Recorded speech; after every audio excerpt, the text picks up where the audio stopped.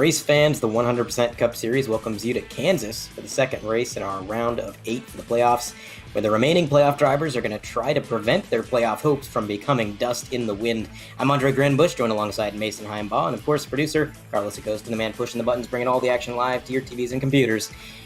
Mason, this race is going to be very important for these drivers, I think more so than the first race in this round, because they know that after tonight, they're going to be going to a short track where you never quite know what's going to happen. So a win tonight would lock them into the Final Four, the championship race at Phoenix, and they're all going to want to try to clamor for that position. What do you expect them to see out there tonight? Well, Andre, if these guys want to stick with it for the rest of this series and move on to the short track race that we're looking forward to next week, I think these guys are going to try and keep it as clean as possible, but as we were talking about a little bit earlier off the air, drivers have mentioned that this track is a little bit looser than what they're used to, than when they came here last time before. So it's going to be interesting to see what these guys are going to be doing here today, how they're going to keep their race consistent, keep it clean. But as far as what I'm expecting to see for the rest of this race, well, that's I think that's yet to be seen. But I think we're going to see a lot of unavoidable carnage is the best way I could put it. Unavoidable carnage. Kansas is a wild intermediate track. I've heard it called NASCAR's most dangerous mile and a half, and I think that holds true. We've seen a lot of incidents here in real life, such as Eric Almirola back in, I believe it was 2016 or 2015, took a very hard hit here. It's such a fast track with so much banking, and really the fast line is the high line right up against the wall. And the closer you get to that wall and the longer you run against it, the more risk you really run in a race like this. So it is a very tough track, and we have a large field tonight. We got some drivers in this race tonight that we'll get to them, I'm sure, at some point in the race, but drivers who are familiar faces. For anyone who watched last season, there were a few drivers that raced all of last year, didn't quite run this year, but now it seems like we got a few reoccurring drivers that have finally made their way into Season 2. So a fairly large field for a playoff race. It's going to be an absolute blast. I've been watching practice, and it looks like these guys are really really having to wheel their cars around this track. A lot of counter steering, a lot of sliding around. Almost reminds me of the older packages that we used to have. Obviously this is the 550 high downforce package, and often when you have this package, you don't see the drivers slip sliding around and having to manhandle the cars. But tonight, they're going to have a handful, and it's going to be fun. Yeah, I gotta agree with you there, Andre. Looking at the different drivers on the track right now, just kind of riding on board with them from my perspective. Yeah, I gotta agree with you. These guys are definitely having a hard time, it seems, trying to keep a consistent line. That doesn't necessarily mean they're unable to make their way around the track, but it definitely makes it harder to keep your lap times consistent and keep them relatively the same each time you go around the track. Having these little differences, these little variants in their actual lap can affect their overall race, I think, quite significantly. Now, some of these guys are very, very skilled in this. Some of these guys are very capable of just staying fast, staying clean, and staying consistent. Whereas some drivers we've seen kind of struggle with this a little bit, but have mostly been able to stay out on the field and stay at least somewhat competitive as we get ready to, I believe, start gridding for our race here. Absolutely. Practice is over, and it looks like these drivers are going to be getting gridded up for the race session. With that, we'll go ahead and run through our starting grid. On the pole, once again this week, we've got Jason S. Taylor in that number 37 Black Flag Motorsports machine. He ran a 29.715, and to his outside on row 1 is going to be Cameron Stone in that 57 car, and he ran a very, very close lap time. It doesn't get much closer. 29.718. 3 thousandths of a second separating these drivers. Row 2 is going to be Jonathan Delaney and Alex Murray. Behind them, you got Bryson Hicksonbaugh and Kevin Steele. Sean O'Brien Jr. and Ryan Singleton making up the next row. And rounding out your top 10, Dakota Knoll and Chad Sanner. And starting out in our 11th place position is Matt White. 12th is David Duke. 13th is going to be Brian Mabry. 14th is Cody Bird. 15th, Dave Fuge Jr. 16th, Tyler Pincinel. 17, Dustin Hall. And 65, blew his engine on the start. 18, Dalton Mobley. 19th, Cody Strom. 20th, Kyle Ammon. 21st, Randy Drumhiller. 22nd, Brandon Pierce. 23rd, Alex Princeton. And last but not least, 24th, Damaris Hickenbottom. And that is your starting grid, so now everybody at home knows where your favorite driver is going to be rolling out tonight. It looks like the number 59 of Cody Strom has blown an engine before there. No, well, I see two cars on pit road, so the number 65 as well. That, of course, being Sean O'Brien Jr. So two cars on pit road, one with a blown engine. Very strange. But lights are off on the pace car. We will be going green momentarily. Looks like Cameron Stone debuting a new paint scheme, a new Coors Light. I believe that's the Seltzer. That's pretty interesting to see on the front row. But there goes the pace car, and Jason S. Taylor is the control car. Let's see what he does to get a good start here. Doesn't bother checking up the field, nothing like that. He's going to dive right down to the apron, get himself a nice 2-car length gap, and they're going to go side by side for second behind him. At least momentarily, Jonathan Delaney got shot out of a cannon on that restart, Mason. Absolutely flying around Cameron Stone. Now they're going to single file out, at least the top 5, as far as the top 5 are concerned. Jonathan Delaney still getting a massive run towards the leader. Yeah, Jonathan is absolutely putting the pressure on Jason Taylor right now in that number 37 machine. But I also got to put in there Cameron Stone and Alex Murray also doing an excellent job just trying to stick with this pack that we have here that's forming here in the front of the field. It's 6 cars deep that we have currently.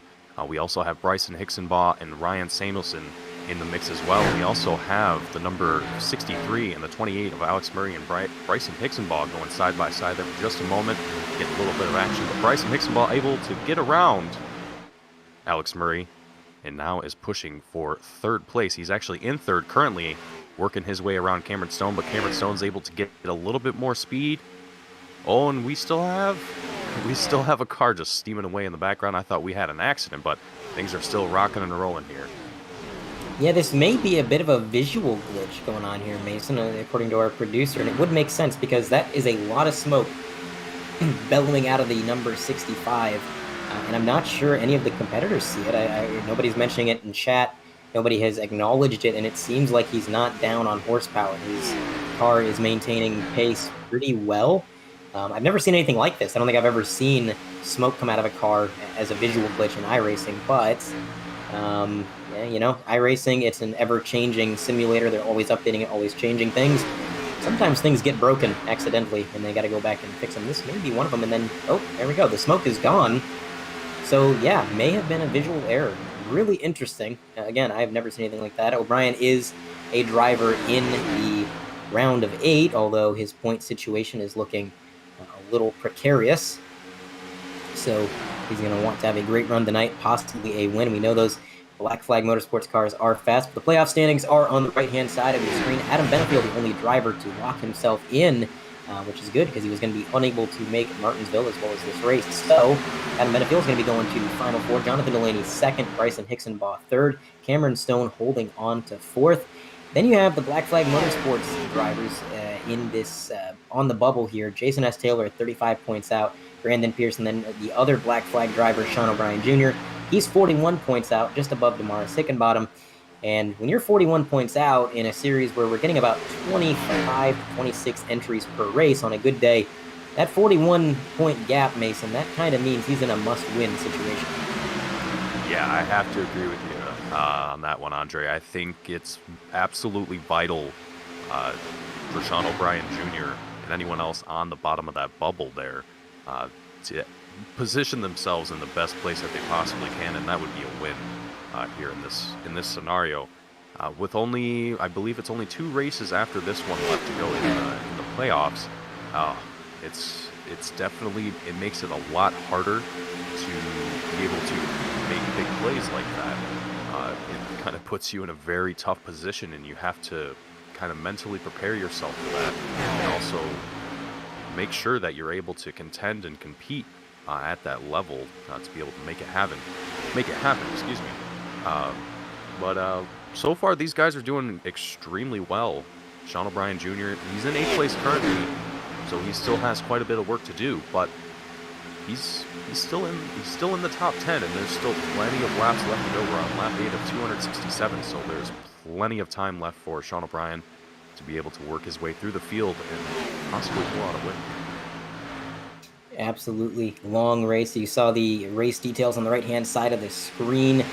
Stage 1 is going to come at lap 80. Stage 2 is going to come at lap 160. So we have two 80-lap stages to start this event, and the fuel mileage here is only going to be about 63 laps, as it tends to be at these mile-and-a-halves, give or take, depending on how much you draft, things like that. So fuel window, you can see right there, 60 to 65 laps, which means this is going to be one of the few races, Mason, where we're actually going to have green flag stops in all of the stages, so they can't make it to the end of any stage. They're going to have to stop under green, presuming we don't get any cautions.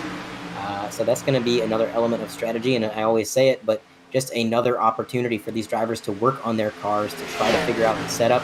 Luckily for them, I don't expect too much track change as time goes on. This is a day race, and the temperature isn't expected to fluctuate very much, so if they can figure out their car early on, that very well could help them later on in the event. But here goes Bryson Hixenbach to the outside, trying to take the lead.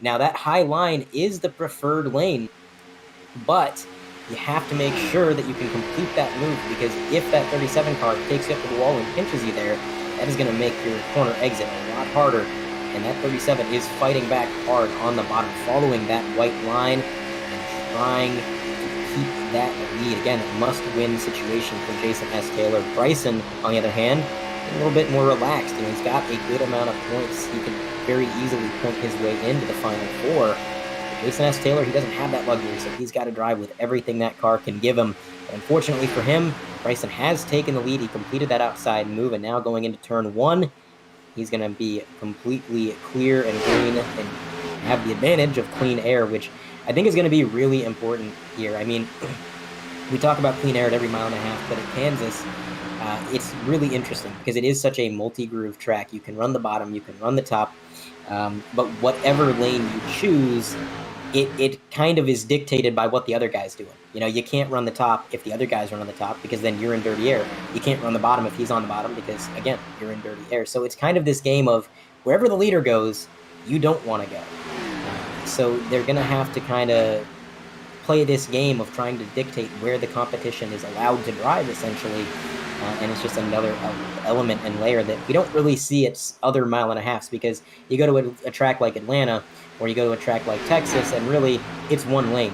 There is one fast lane around those tracks, so there's no element of trying to choose which lane to defend. And speaking of defense, here comes number 37 again to the bottom. He got a huge run through the trial. Coming through 1 and 2, he's almost going to get clear of Bryson. Can he throw the slide job? Jason Slide Job Taylor is going to get in front of him, but here comes Bryson back to the bottom. These guys are racing like it's the last lap, and we're only 14 laps into this event.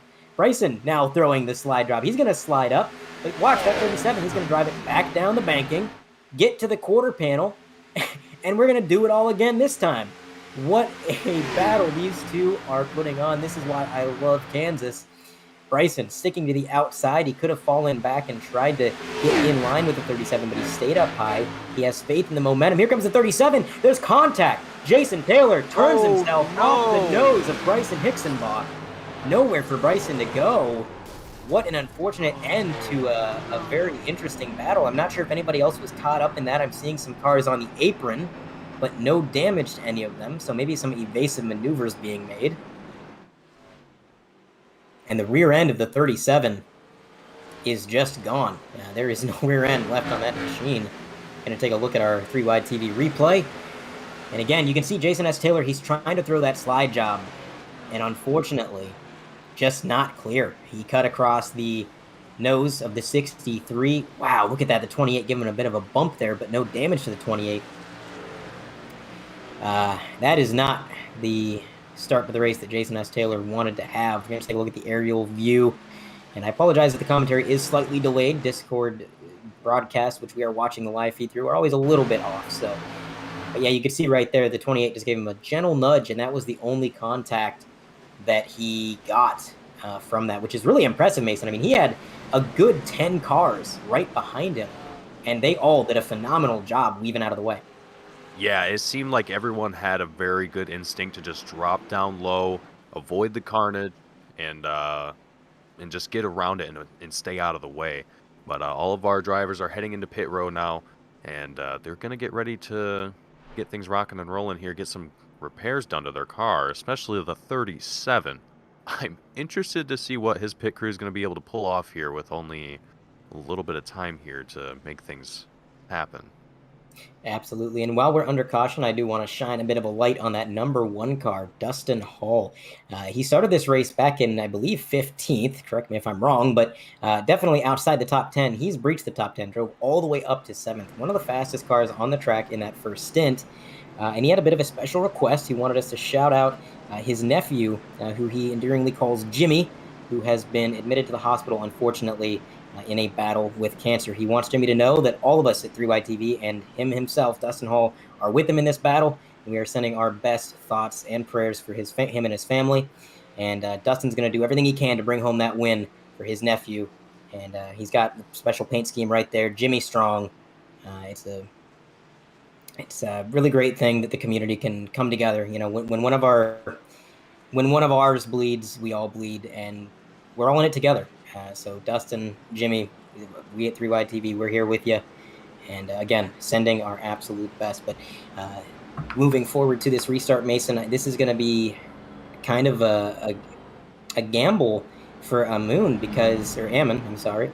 Kyle Ammon stayed out. He's one of the only drivers to do so. And I would like to say that, it was a short stint. He'll probably hold out on his tires, but we were green for some time there. He was definitely starting to feel some fall off. Everybody was prior to that caution. So, what do you think's going to happen here, Mason? Do you think those old tires are going to have a shot? Well, we're on lap, I believe this is lap 16, if I'm not mistaken. And most of the rest of the field, the majority of the field, as you said, has come into pit row. They got fresh set of tires. Kyle Ammon is the only guy that isn't. Now, that could work in his favor. He can start out in the front of the field. He can lead some laps. But now he also has the problem that everyone behind him all has new tires. So, and given that we're about 16 laps in, that's going to have not a whole lot of wear on his current set of tires, but it's going to have enough that he's probably not going to be able to keep the same pace as pace car heads into pit road and the green flag comes out. Let's see what Kyle Ammon is going to be able to do here on lap 18 of 267 here at Kansas. Kyle looking pretty impressive there so far, and he's got Jonathan Delaney on his tail with Sean O'Brien Jr. as well as Kevin Steele all in a 3-pack. But there you go, Jonathan Delaney, Sean O'Brien Jr. and Kevin Steele, all three of them just passing Kyle Ammon as if he wasn't even there. Yeah, that is what happens, with those older tires. We were green for so long that it's going to be hard to compete. Now, the upside to that, people might be wondering, well, why didn't Ammon pit for tires? Well, we do have a limited amount of tires. You might have noticed on our race details graphic there, but I believe they have 9 sets of tires tonight. And if you can avoid pitting early on and taking tires early in the race when it maybe doesn't matter quite as much, you save that set of tires for later in the event. And we've seen that be a very important factor and a very important decision in a lot of drivers' races. I mean, I'm thinking back to, of course, the number 10, Robert Miller, back at Darlington. He had that race absolutely won, but then we got a late race caution. He was the only driver to have used up every set of tires. He couldn't come down pit road and get 4 fresh Goodyears. Everybody else could. And suddenly he was off the pace, could not bring home the win on those old tires. So with Kyle Ammon doing what he did, it wasn't necessarily just for track position or just because he thought maybe those tires could come out. I think he knows as well as anybody that they probably weren't going to be up to snuff. But he is saving himself a set of tires, and that is a long-term strategy. And definitely a move of patience, I would say, because he knows he's sacrificing something now for possible benefit later. A definite smart call. And also in this restart, Dustin Hall in that number 1, the Jimmy Strong number 1, he has worked his way up to 3rd. So he's breached the podium, and that car is absolutely on the rails. He's, again, driven all the way up. The first time I looked at him on the scoreboard, Again, he was back in 15th. Now he's up in the podium, challenging that 65. Seems to have the faster car. It's going to be a matter of dirty air. Once he gets around the 65, if he can manage it, it's going to be a question of does he have anything for Delaney? Because to talk about Jonathan Delaney for a minute, he has a lot of confidence going into this race. When John, some of the competition might call him cocky, might call him a little bit arrogant. He kind of comes into every race with an I can win attitude. But tonight in particular, he was very excited about Kansas, and he's been saying all week that he plans on winning this race. So clearly, there's something about that car, something about this track that has him feeling like he's got this thing in the bag. But it's racing. It's motorsports. Nothing is guaranteed. We saw that with John at the Roval. He thought he had that one in the bag. And it's going to be an all-out race. Right now, John's the car out front, maybe the car to beat. But look at this. Sean O'Brien Jr. and the number 1 starting to close the gap. And sometimes you see this, Mason. The 65 was falling back from John, but then he had the 1 right on his bumper. And he knew that he had to flip that switch. And he started catching up. But here, look at this. He's dropping through the grid, falling back to the number 1. The 24 got him on the high side. He was in the middle of a 3-wide situation for a moment. Now he's battling side by side with another playoff contender, Brandon Pierce, in that 38. I'm not sure if he just got loose or if maybe he just didn't feel like he wanted to use up his equipment this early. Didn't feel like he wanted to battle it out right now, because he is keeping pace with the 38, but that was strange. Just kind of dropped a few positions and then stabled out. Yeah, I'm not really too sure what happened there. I saw that, and I was kind of wondering the same thing. I almost think you were right in that, Andre. I think he's trying to save that car as long as he possibly can. We still have a long way to go in this race. We're not even a quarter of the way through it yet. So there is still a lot of laps left to turn, and I think trying to be in the lead lap, or be the lead car this early on for, I guess, the majority of the race is not the best idea, I would say. I think that would be the most challenging thing to try and attempt, as impressive as it might be, but just the amount of challenge that would pose to any of these drivers here. Even Jonathan Delaney, who's doing an impressive job of leading currently, but that's only going to play into later in the race, where we start to see some of these guys maybe fall off a little bit because they're not able to keep this pace. But only time will tell. There's a lot of different talent out here, and Jonathan Delaney is looking very promising. So I'm going to be keeping an eye on him, but Sean O'Brien Jr. as well. There's just a lot of different guys in this series that are just very smart, very talented, and are very capable behind that wheel. And you never really truly know who is going to end up where at the end of the race. Absolutely. Kevin Steele holding on to second. Dustin Hall has been battling him out for the last couple laps. They've been side by side, then they'll fall back to single file. But here through the tribal, look at this. Huge run by Dustin Hall. He's going to finally get clear of the 24. He's been trying to make this move for a few laps, and we have the caution out on the speedway. Just as Dustin Hall made the pass for second, the yellow flag flew, and it looks like that's Alex Princeton. It's one of the cars involved. A lot of damage to the rear end there. He was kind of on the nose of another car sitting stationary in the infield. Let's take a look at the 3-wide TV replay. See exactly what happened. Coming out of turn 4, the number 6 just gets into the wall, bounces down the track into the quarter panel of the 19, and then from there they both go for a ride. And I was talking to Bryson Hixenbaugh before the race, and he told me that turn 1 is loose and turn 4 is going to be tight. He said we will definitely see somebody hit the turn 4 exit wall before the race is over. And I guess he was correct in that prediction, because the number 6 just tagging that wall, getting a couple cars involved. A lot of damage to that 19, but it seems to still be operable. So he's going to be able to get that car back out on track, hopefully. Take another look at the replay. Just one more shot around. That's Kyle Ammon right in front of them, the driver who stayed out on this restart. Just an unfortunate bounce there, Mason. I mean, if the 19 had been 5 feet further up the track, just a little bit further up the track, he could have avoided that entirely. Yeah, it's very sad to see when that happens for these drivers. And that's just, like I said earlier, unavoidable situations for these guys here tonight. And I think hopefully it improves over the course of the race, but given this is the first caution of the race, I'm pretty confident for these guys. I think that we're going to see a lot of green flag racing, but we have a lot of our drivers going into pit row now, and we have a few drivers still staying out on track. We have Dustin Hall, Dave Fuge Jr., David Duke, Preston McRae, and Jason Taylor, who is still working his way through his down laps. And interestingly enough, I was watching these cars on pit road, Mason, and I only saw the Jackman go over the wall for a couple of these drivers.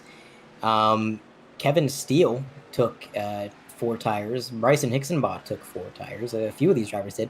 However, Jonathan Delaney, I did. Maybe I missed it. I could be wrong, but I never saw either side of that car lift up into the air. I don't think he took tires. And a couple of drivers did stay out. We got Preston McRae and David Duke, who are, I think David Duke may be a free pass recipient, which is why he's up front. But yeah, we've had the 58, a few other, or the 53, I apologize, stay out. This is going to be an interesting restart. I'm curious if John actually took tires, because that does put you in a tough situation. We're only halfway, not even halfway through stage 1. And if you took tires during the first caution and you took 4 tires now, then you're already down 2 sets of tires, and we're not even done with stage 1. So that would put them definitely ahead of schedule in terms of tire usage, and it would kind of make it a little bit difficult. But some of these drivers taking the choice not to pit. I think our producer just said Delaney's pit stop was 7 seconds. So that tells me either right sides only or no tires at all. So I would have been correct there. Sounds like fuel only for sure. But it's going to be interesting because now we got a mix. The first caution, Mason, we didn't really have a mix of drivers who stayed out or took tires or didn't. The only really outlier in that caution was Ammon, who decided to not take tires. He didn't pit at all. He was the only one. Now we've got just an absolute cadre of drivers who have not taken tires among those who have, and they're going to come together. I mean, those paces are going to meet. There's going to be a closing rate that is undeniable, and it's going to make for some pretty action-packed racing, especially if they're planning on racing it out to the end of this stage. They want it to stay green. They know they're going to have to get out front. They're going to have to fight for track position. It's going to be interesting. Dave Fuge Jr. is going to be starting second. I thought that these drivers may be free pass recipients. No, they are row 1 and row 2 respectively. David Duke is going to be starting third. Dave Fuge starting second. And Dustin Hall starting in the lead. I believe Dustin Hall did not pit. So really, to get to the first driver that actually took tires, you have to go all the way back to, what is that, row 1? Oh, hold on, I'm going backwards. 1, 2, 3, 4, 5. Yeah, you got to go back to row 5 before you get to Kevin Steele and Brandon Pierce. I'm not sure if Brandon took tires, but I know Kevin Steele did. So they got a lot of traffic. These drivers who took tires, they have so many cars to work through. If you're a driver and you got this many cars to pass and about 50 laps to do it, you got to be patient. 50 laps is a long time. It's a lot of racing. Of course, it'll be just under 50, but it's still enough time to get it done, to be a little bit patient. You don't want to do what Jason Taylor did earlier in the event and just get a little bit impatient. You're racing too hard for a position when it doesn't really matter, and then take yourself out or damage the car. So curious to see how these guys play the hand that they've been dealt, but the pace car lights are off. It's going to dive down into pit road, and Dustin Hall is going to lead this field to the stripe. Jimmy Strong Chevrolet gets a fantastic start. Going to get a 1-car length gap back to Fuge, and we got a wreck in the back of the field. The 63 involved. Bryson Hicksonbaugh. Alex Princeton again involved. So that's 2 incidents that he's been caught into, and no yellow flag. So this puts the 63 extremely far back in the grid. Yeah, that's going to hurt him very, very bad. I think Bryson's definitely probably gritting his teeth at this point in time. Especially on those green flag restarts, having that happen right off the rip, that's definitely going to be aggravating for Bryson, but I have confidence that Bryson's going to be able to pull that 63 through the field and be able to get back up to the top, at least the top 10.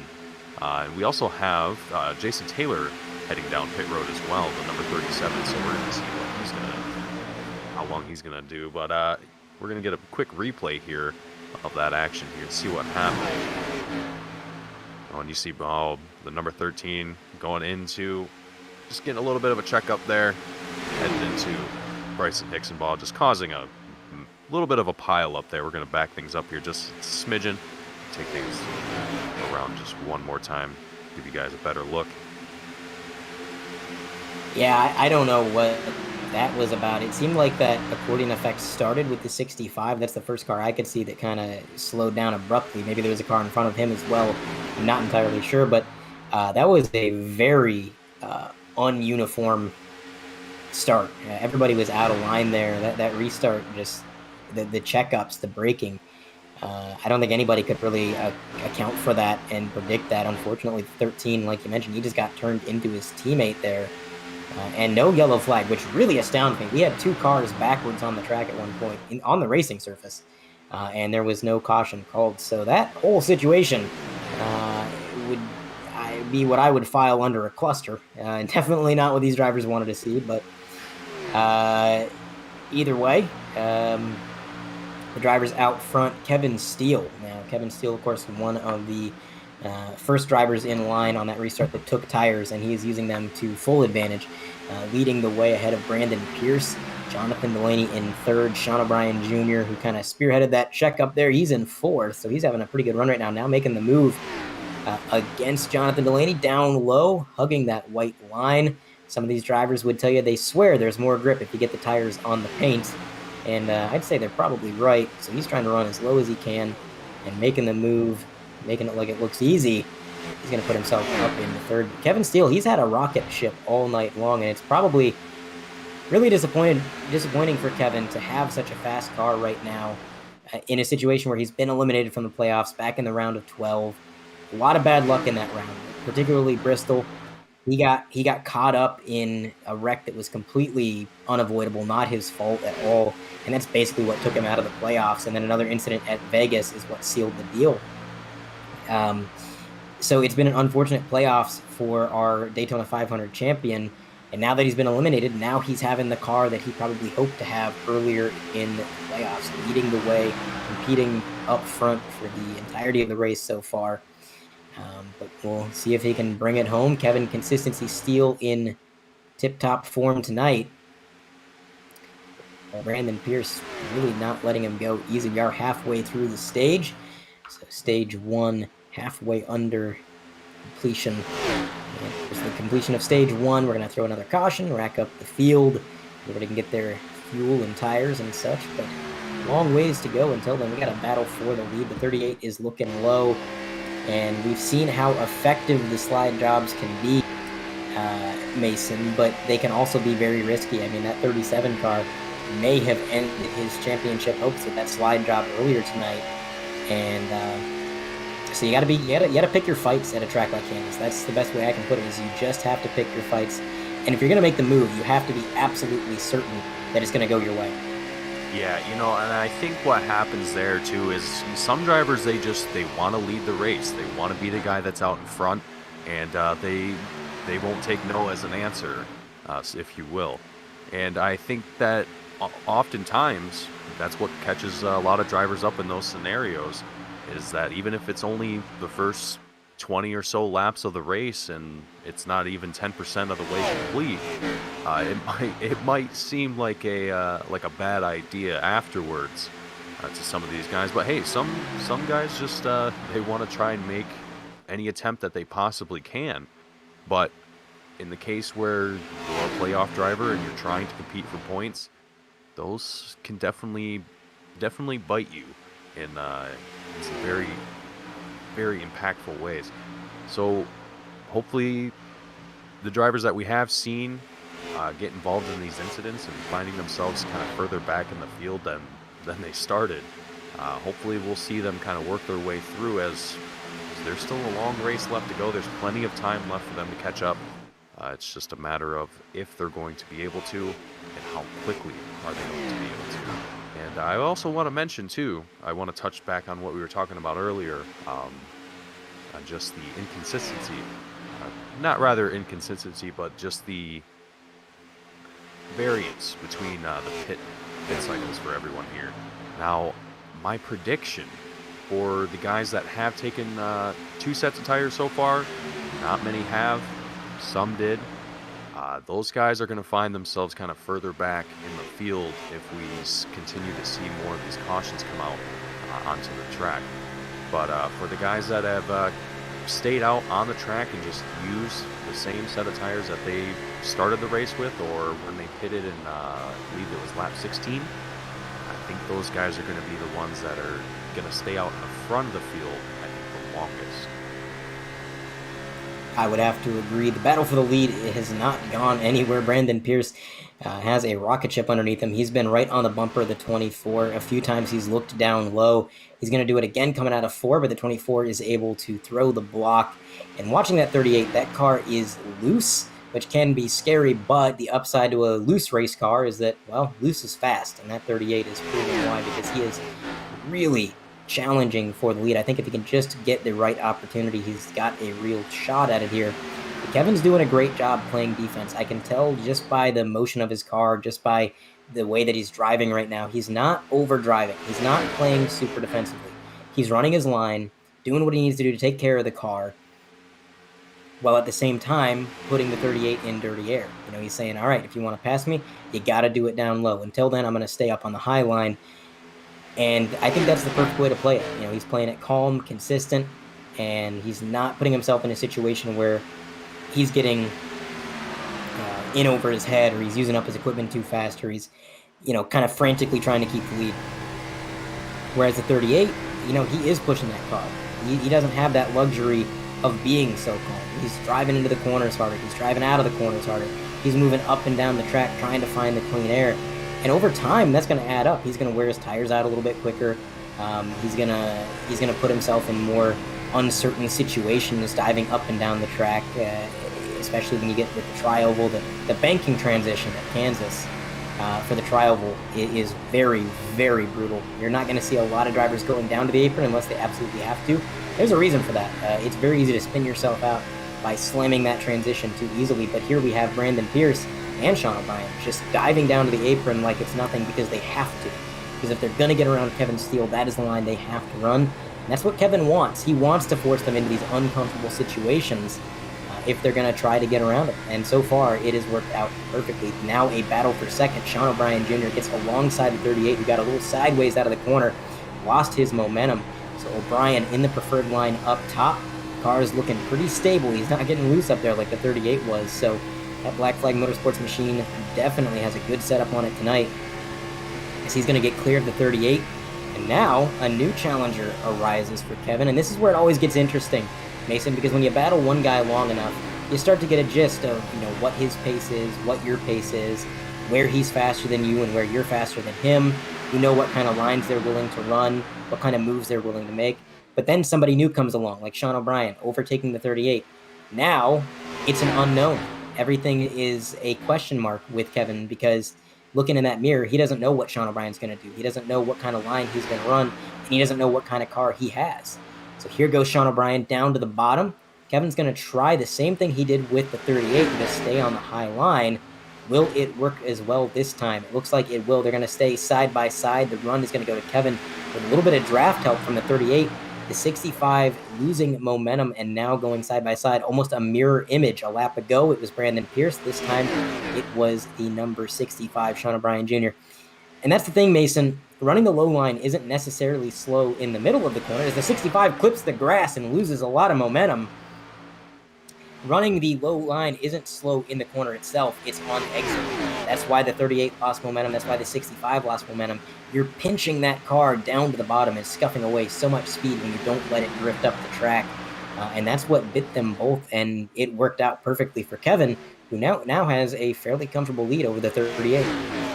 Yeah, it can be quite difficult to maintain that low line going around this track, because, as you said, it's easier to stay in the middle, where you're able to kind of keep the car, or I would say middle or high line rather.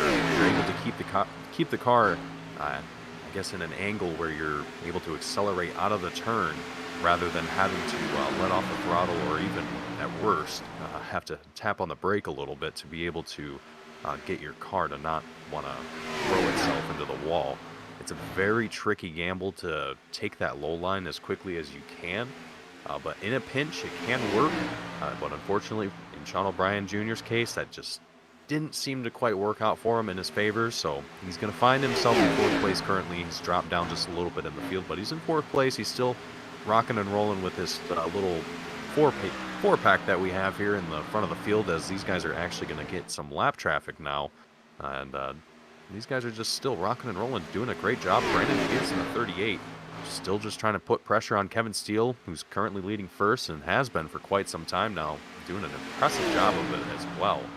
And Dalton Mobley, racer we haven't seen here in the front of the field too often, so it's exciting to see the number 77 up 15 positions from where he started in 3rd place, and just putting the pressure on Brandon Pierce and just trying to stay in the action here. And Sean O'Brien Jr.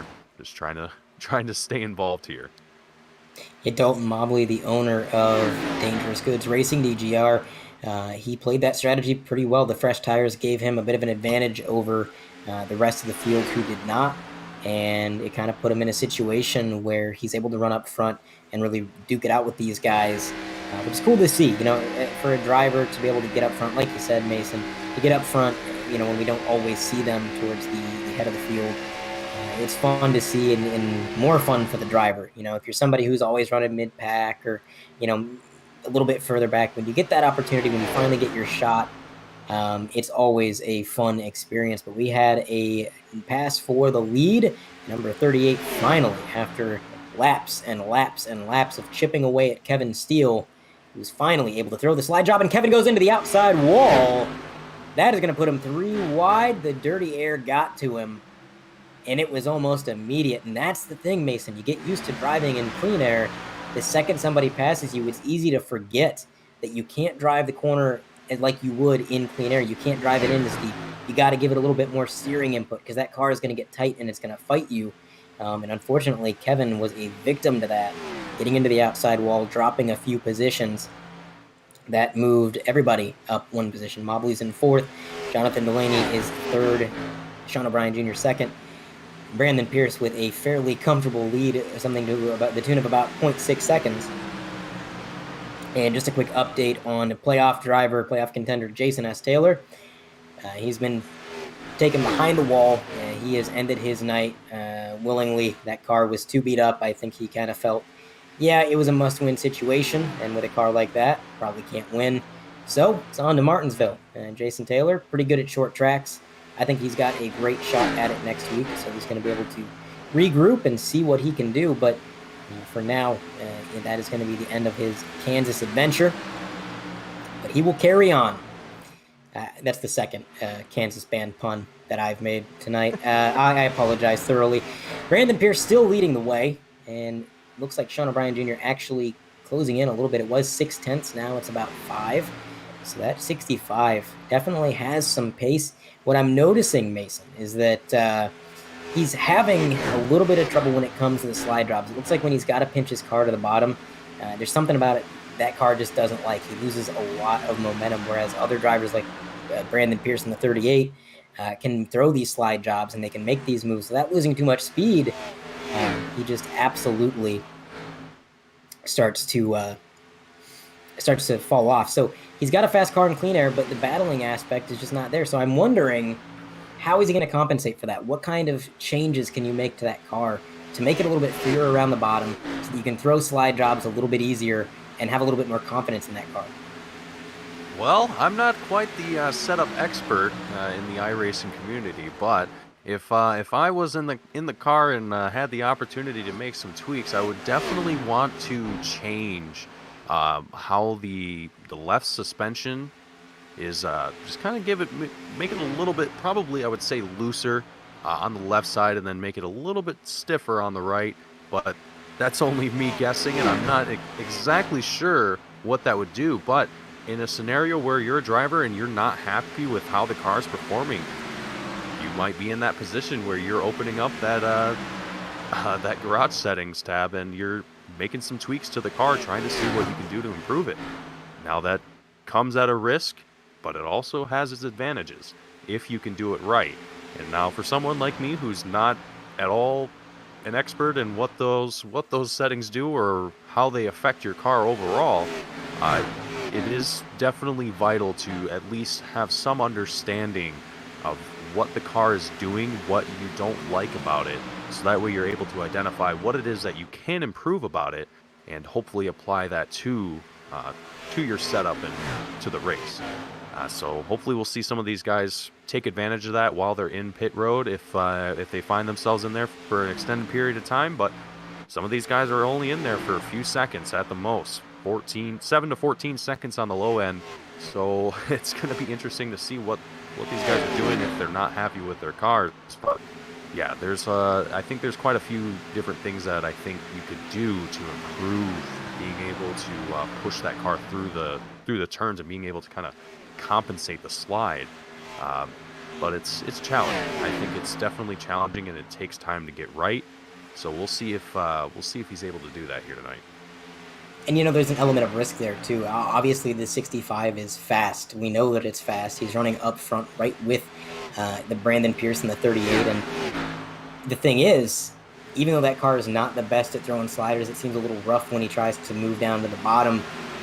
Is it really worth it to make changes to the car and risk potentially making it worse on accident when you know that it's got the speed for a solid top 5? You're in a bit of a precarious point situation. If I'm Sean O'Brien, I'm thinking, I'm in a situation where it's kind of must win. So that's a risk I might take if I find that I can't make these passes, if I can't complete these overtakes.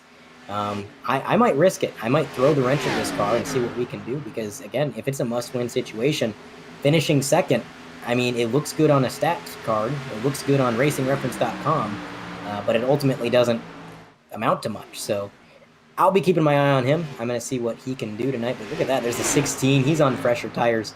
Ryan Samuelson, he pitted after that restart debacle. So he's got a little bit fresher tires than everybody. He's going to go ahead and unlap himself to Sean O'Brien Jr. And, of course, that's Jonathan Delaney behind O'Brien. He's not really had the pace I was expecting him to have. He fell through the grid a little bit. But then again, having not taken any tires, I guess it's impressive that he's worked his way up to third and he's battling for second. Although we've kind of gotten to the point now, Mason, where on lap 69, where it's been a while since they took those fresh tires. So now it's starting to even out. We've hit that tire wear plateau. And while John's been at a bit of a disadvantage for a while, now everybody's tires are starting to slow them down. So it's kind of back to being an even playing field, and John can use that setup to its full ability. And he has. He's working his way back up to third. He got big loose on the back straightaway a moment ago. But again, loose is fast, and that's the reoccurring theme for tonight. You're going to see a lot of cars very loose, including John again. A huge slide out of turn 4. But he saved it. Saving it for a second time. But, you think a driver can only save the car so many times, but we are at Kansas. You might see miracles out of nowhere. That's another Kansas band pun. I'm sorry. We're gonna try to avoid any more Kansas band puns. They're just too tempting. We're at Kansas. Sean O'Brien Jr. closing the gap now a little bit. He gained about a 10th on the leader. And I don't know, with so few laps left in the stage, you got to think he's probably going to try to get around him for the stage points. If you're in a bad point situation, even if you think it's a must-win, you're still going to try to get every point you can. And winning a stage is pretty valuable in terms of points. So it's probably going to be a bit of a battle if he can get to him. But Jonathan Delaney not relenting on those very old tires. Even though he's sliding around, trying to catch that car at every corner, he's still keeping pace, actually turning lap times a little bit quicker than the 65 last time around. This time they were near identical. Sean O'Brien Jr. ran a 32.038, and John Delaney ran a 32.002. So very close in lap times, but Jonathan Delaney closing in ever so slightly. And give it a couple more laps. This may be a three-way battle for the stage win, Mason. Yeah, I think that's definitely a possibility here. These guys are getting closer and closer as their laps progress. But the thing that I'm looking at here, we only have 8 laps left to go here in this stage before we see that yellow flag come out for the for the stage caution.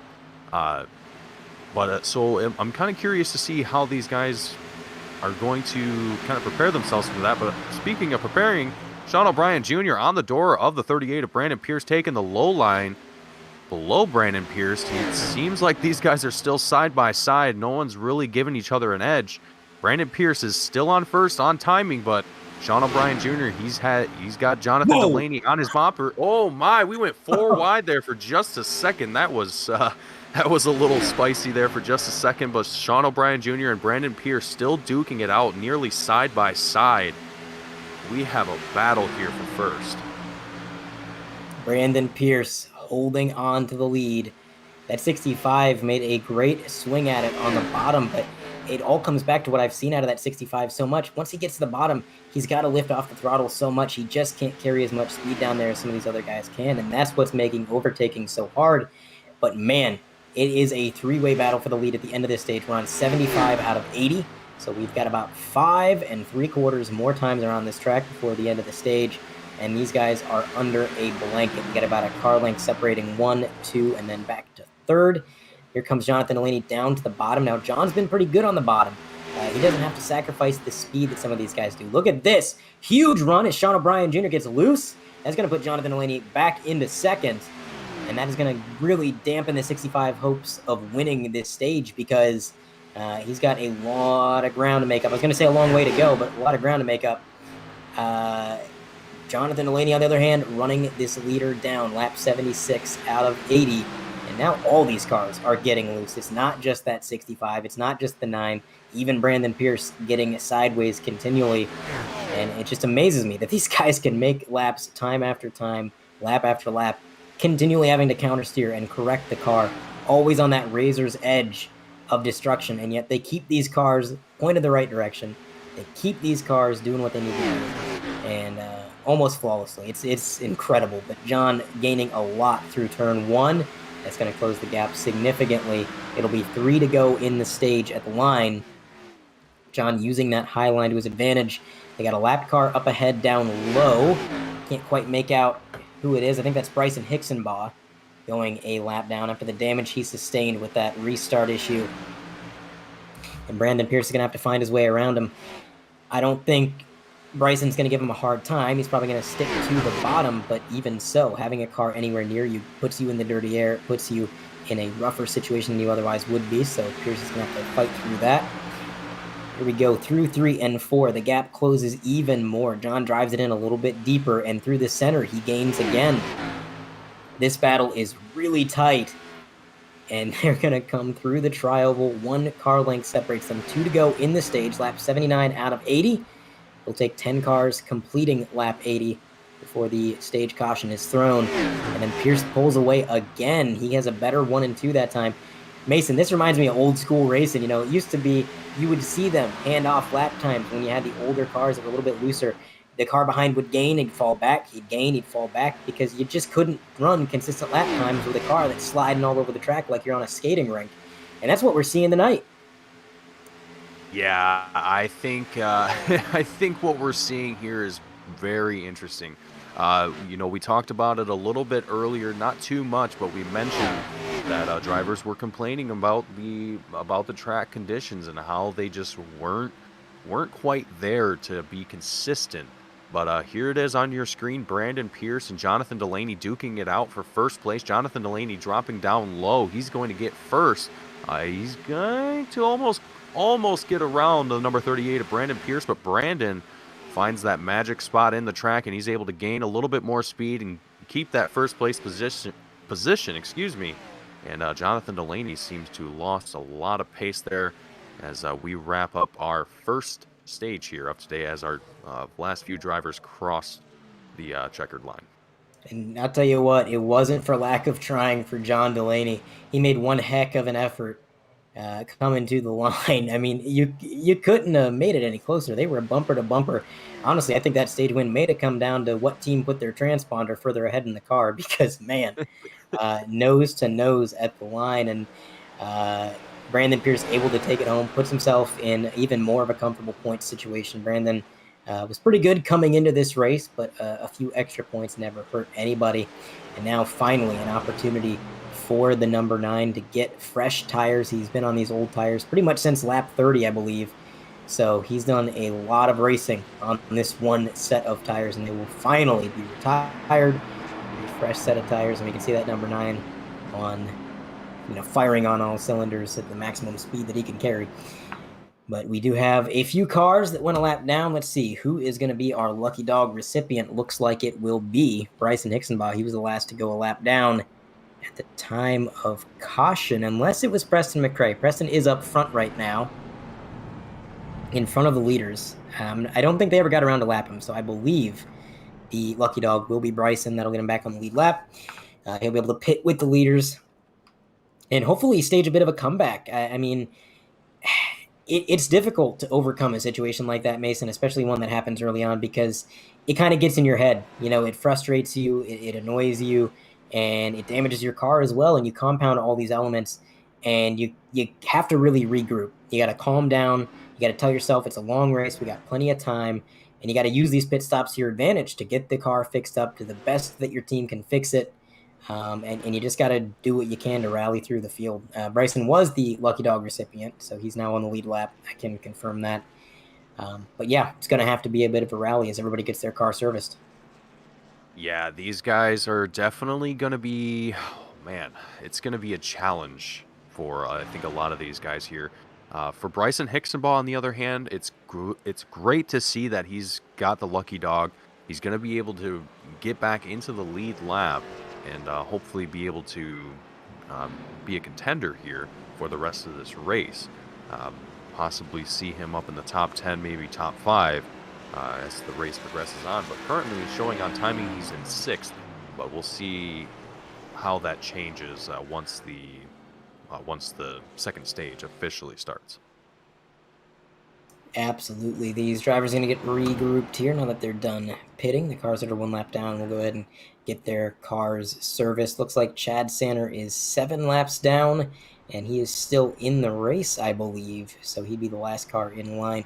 Dave Fugue, Alex Brinson, and David Duke, those are your 3 drivers that are going to come in 2 laps down. And then you got a whole mess of drivers that are going to be battling for the next lucky dog. Cody Strom, Cody Bird, Kyle Ammon, Ryan Samuelson, Dustin Hall, Preston McRae, all these drivers 1 lap down at the moment. And they are going to be fighting for the lucky dog, trying to get back up front. Again, long race. We got another 2 stages, one of which will be the longest stage of the night. Looks like, actually, I'm reading the driver's chat, Mason. Dustin Hall says, sorry about that, guys. Thought I could sputter it back to the line. That's on me. So did Dustin Hall run out of fuel at the end of that stage? Is that why he is currently 1 lap down? It's, I was going to mention that, Mason. I thought they might be close. When they pitted, they were right on that fuel mileage line, and Dustin Hall stayed out longer than the other guys. So I was wondering about that, never quite mentioned it. But unfortunately, that put him in a bit of a bad situation, which he's got a good car. If anybody can overcome it, I think Dustin has a good shot at it. We know that car is incredibly fast. But it's going to be a matter of patience. Long night, a lot of laps to make this happen, but you got a lot of cars to pass. You're going to have to wait for that caution, hopefully get the lucky dog, and then focus on regaining some track position. But Brandon Pierce will be your control car. As far as I'm aware, he did not lose the lead on pit road. John Delaney is going to be on his outside. Now, the leader does have lane choice, I believe, Mason, and it would appear that the 38 is going to take the low line. So I got to ask you, if you're a driver here at Kansas, with the high line being preferred after you've got the car wound up, what do you think is Brandon's mindset here, taking the low line for the restart? Well, I was just wondering that too. I almost want to say it's because Brandon might possibly think he has the better advantage on the restart, being able to just push his car out in front of the number 9 of Jonathan Delaney and stay out in front of it. I don't think under normal circumstances this is the preferred line that you'd want to take if you'd want to stay first on the restart. But because you have someone like Jonathan Delaney, who we all know is a very solid driver on these restarts, he nails them perfectly almost every single time. And here we're going to be able to see that happen as pace car heads into pit road. And these drivers are going to see the green flag drop. Brandon Pierce is going to put the pedal to the metal here And yeah, it just seems like Brandon is just trying to just put some distance between himself and the number 9 of Jonathan Delaney, and it seems he's successful in doing so, as now Sean O'Brien Jr. is going to be second, and Jonathan Delaney is going to be third. So quite an interesting move from Brandon Pierce, choosing to take that low line at the restart. It seemed to work in his favor, and he's leading first. He's got Sean O'Brien Jr. on his tail, with Jonathan Delaney and Matt White also joining us here in the front of the pack, but we got quite the field behind the front of the pack here. So Brandon Pierce is going to have quite the work ahead of him, but he's got a decent gap that he has right now. He's got about, let's say, about 0.3 of a second between himself and second place Sean O'Brien Jr. So he's got a good pace. Let's just see if he's able to keep it, and if the guys in second and third place are able to catch up to him and put some pressure on the number 38. Yeah, I'm curious to see if Sean O'Brien was able to breathe some new life into that car, if he made any adjustments under pit road. About a lap ago, he had to enter the corner at a very awkward angle. I believe he set up an overtake with Brandon Pierce, but then Brandon came down and blocked him. So the 65 had to enter the corner at a very, very low point of entry. And that scrubbed a lot of speed, and that gave Delaney a huge run. And I thought in that moment that Delaney was going to be able to make the move, he was going to be able to get around him, and then challenge Brandon Pierce to the lead. I mean, at the end of that stage, I think if John had one more lap, he would have easily been far and away in the lead. But on this early run here, this short stint that we've had since we've gone green, looks like Jonathan Delaney is just kind of on par with these guys. He's not significantly faster, if at all. And the 65 and the 38, they're near identical in pace. So this kind of tells me it's going to come down to who has the better long-run car. I know John's got a good long-run car. He proved that in the last stage. So if this stays green, that is going to be good for John. But these other drivers may be hoping for a few restarts every now and again, because I think they have really good short-run cars.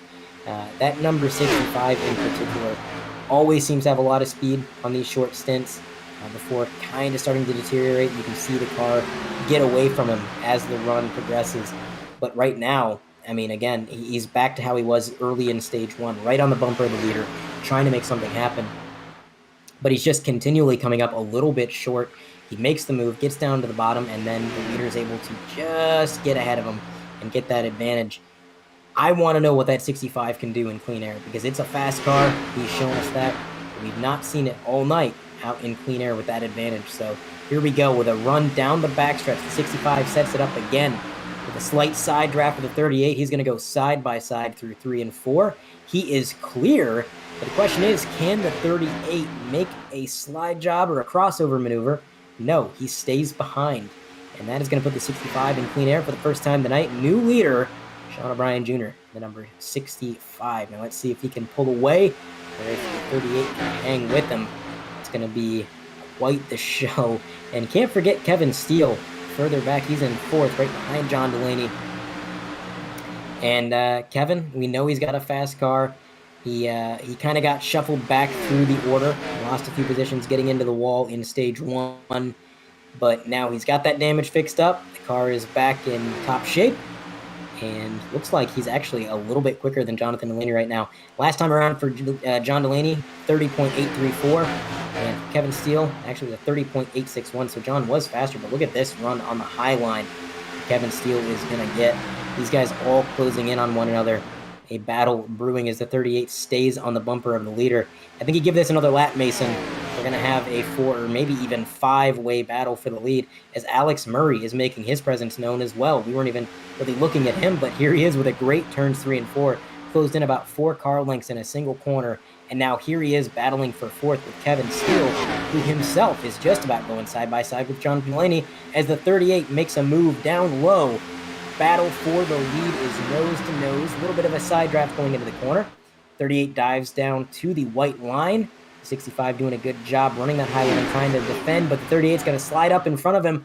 Not quite clear. He backed out of it. He hesitated there, Mason, and that hesitation cost him dearly. You cannot hesitate in a sport like racing. Jonathan Delaney now on the bumper with Alex Murray behind him, respectively. It is anybody's game early in this stage. Yeah, this is exciting. Andre, I have to agree with you on what you were saying earlier. These cars are looking very close in competition to one another. You're not really seeing a whole lot of drivers. One driver standing out being the fastest driver out of everyone. You're just kind of seeing everyone kind of competing at the same pace, the same level. And I'm really loving what I'm seeing here so far. As Brandon Pierce is going to try and take another stab at the first place position. And see if he can make a pass around the 65 of Sean O'Brien. He's not quite able to do so in this turn, but I think one more turn here. I think this is going to be the one that he's going to be able to pull it out in front of the 65 of Sean O'Brien Jr. Not quite enough speed yet, but he's still cooking it. He's on that door of the 65, and Jonathan Delaney as well as Alex Murray are both looking to get in on some of that action as well. And Jonathan Delaney is looking real close. He's going to take this 3 wide. As he's kind of trying to find a way to squeeze himself in between the 38 and the 65, but he's still got a little bit more speed to brew before he's able to pull that off. But the 38 of Brandon Pierce still trying to make his way around the 65 of Sean O'Brien Jr. So massive credits to Sean for being able to keep his pace this consistently and just keep it out in front of the 38. Very impressive work from Sean. And I think Jonathan Delaney, he's getting a little impatient. I can see it in that 9. He's wanting to make a pass, and he's doing so right now. Jonathan Delaney taking that low line around that was Brandon Pierce, but he's not able to hold on to it as Brandon's going to get a little bit faster on that higher line there and regain his second position. So a lot of different kind of swapping back and forth between the top 3 positions here. It's very exciting, Andre. When the race fans tune in every weekend, this is the exact kind of racing that they hope to see. It's been an amazing race between these guys. Clean, respectful, but also incredibly hard. Nobody giving an inch more than they need to stay in the race and to keep themselves safe. It has been an all-out war for the lead as 5 drivers, all with incredibly fast cars, all with an incredible amount of talent in the bank, are making their bid for the lead here in stage 2. They're going to go side by side for third. Jonathan Delaney may have overheated his tires a little bit. He was running the low line for a number of laps in a row. And when you do that, that heats the tires up. Your car gets a little bit loose. Of course, in a track like Kansas, sometimes loose can become tight because you slide up the track when you get loose. And at that point, you got to back off. You got to take it easy for a lap or two, cool those tires down. And then once those temps are back to regulation, that's when you start making the attack again, and that's what John has done. He fell back. Now he's right back on the bumper of Brandon Pierce. Alex Murray not letting the leaders get away from him. He is, again, not in it for the playoffs for number 28, not in it for the championship, but he's here for bragging rights. He's here to have fun. And I got to think, man, all these drivers up front are probably having an absolute blast right now because it's not very often you get to have a 5-car battle this long. I mean, we've been green for 20 laps, and this this race has been going on just like this. It has not changed in the last 15. So just incredible. And the focus these drivers have to have in a situation like this, when you're in a hornet's nest that's so high stakes, one wrong move is the difference between leading the race and wrecking out of the race. You have to be so focused. You got to be paying attention to the competition, paying attention to your car, even the sounds your car is making. What kind of sound is the tires making? Am I oversteering the car? Am I understeering it? Listen to your engine, your gearbox. You got to pay attention to the track temp, everything, to make sure that you have every possible bit of information that you can use to your advantage to hopefully lead the way. But the number 9 finally gets around 38 for second place. Now, using that middle groove through 1 and 2, he's going to make a bid for the lead, but it's not going to pan out. John is going to have to regroup, try it again, diving down to the white line.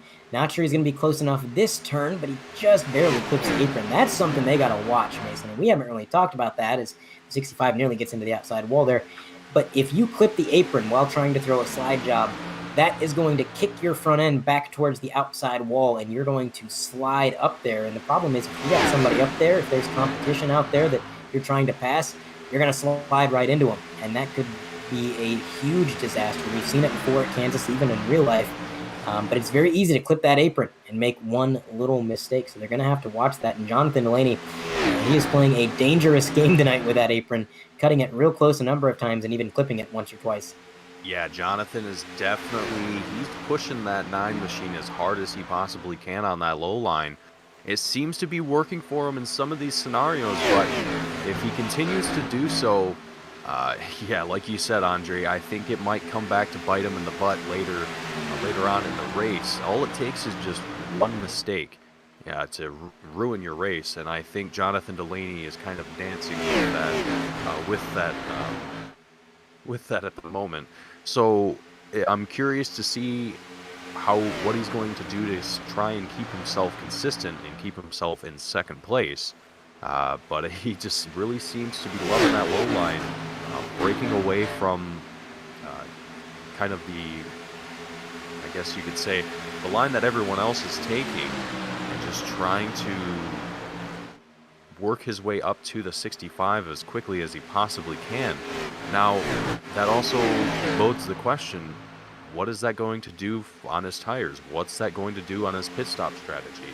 How is that going to affect the drivers that are around him? You know, there's a lot of different questions that I have and not enough answers. It's definitely going to be interesting to watch that number 9 machine try and work his way up to first place. But Sean O'Brien Jr. is still doing an impressive job of trying to just stay out in front and lead this race as long as he can. But on your screen, we see Kevin Steele and number 24 going to be side by side with Alex Murray. These guys are in 5th and 6th place, respectively. And these guys are kind of in the tail end of this little pack that we have towards the front of the field. But Kevin Steele has been working his way through quite the field tonight, I have to say. And starting 6th place in this race, he's currently at where he started, so he hasn't lost or gained any positions, but he's still in the race. He's still in the top 10, so he's going to be looking to try and work his way through the field once again and try and lead it here against Seymour, as he gives the wall a little bit of a love kiss there. Yeah, we're going to see that probably a few more times tonight. That he wasn't the first, he won't be the last. Again, Bryson before the race said we're going to see a few drivers hit that. It just gets real tight out of turn 4. I'm not sure what it is about turn 4. Usually at these tracks, it's turn 1 and 2 that gets a little bit tighter, because through the tri-oval, because it's curved, it's more distance that you carry from the exit of turn 4 into the entrance of turn 1.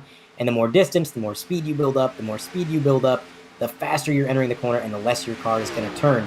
But here, it's turns 3 and 4, which would actually be the slower of the corners. So I'm not sure if it's just the banking or maybe the way that the track itself is kind of shaped, or maybe just, a number of factors. But they're all going to struggle with that.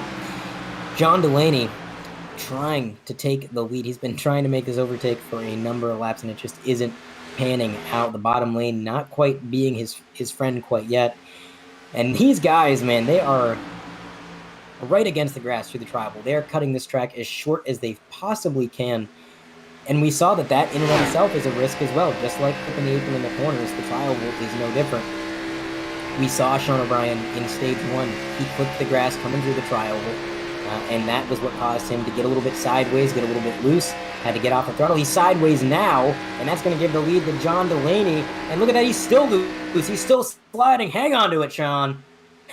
There you go, buddy. Hold on to her. Keep it straight. What a move. He was there. Man, call him Takumi Fujiwara. He saved that thing like you ain't never seen. Good job, Sean. But he's going to be side by side for a second. And into the outside wall, gather it up. He's still not done having trouble. Here comes Cameron Stone up into the podium. Started on the front row. Hasn't really seen the podium since the beginning of the race. Here he is. Sean's going to strike back. Not able to get it. I got to wonder, Mason, do you think the 65 has any substantial damage from that wall that he tagged there? Yeah, that almost seemed to be the case here, but I can't really tell for certain. I'm looking at the 65 on my end, just trying to get all the angles that I can, trying to see what damage that car has, and it seems like actually the right driver's side, the front right driver's side, definitely is quite cooked, to say the least. And the rear is looking a little bit better on the passenger side, excuse me, not the driver's side. It's so I almost have to wonder if that front right tire is giving Sean O'Brien some problems here because it's almost uh, clipping the framework of the car. So I got to imagine that's causing some issues going into these turns. He's not able to hold on to it. As I'm riding on board with him, he's having to kind of work that car a little bit harder just to keep it straight and almost kind of play with the throttle management a little bit more just to make sure that he doesn't lose the rear end as he's still working his way around the track though. 4th place. So great job for Sean. Just able to stick it out and stay out on track.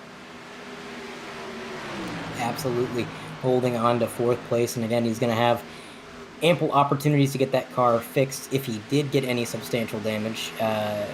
He's going to probably have to bring it down around lap 140, as will the rest of the field.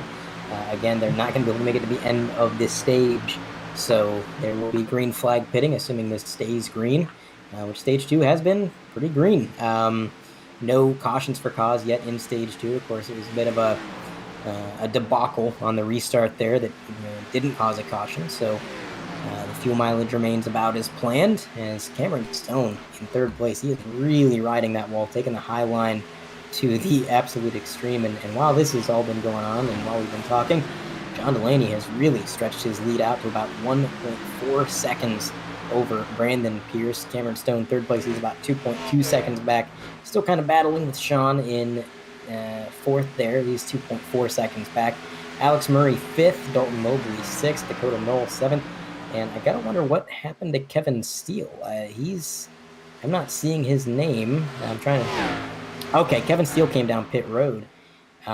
Probably trying to get a little bit more time on fresh tires, Mason. I mean, trying to maximize the amount of time he's spending.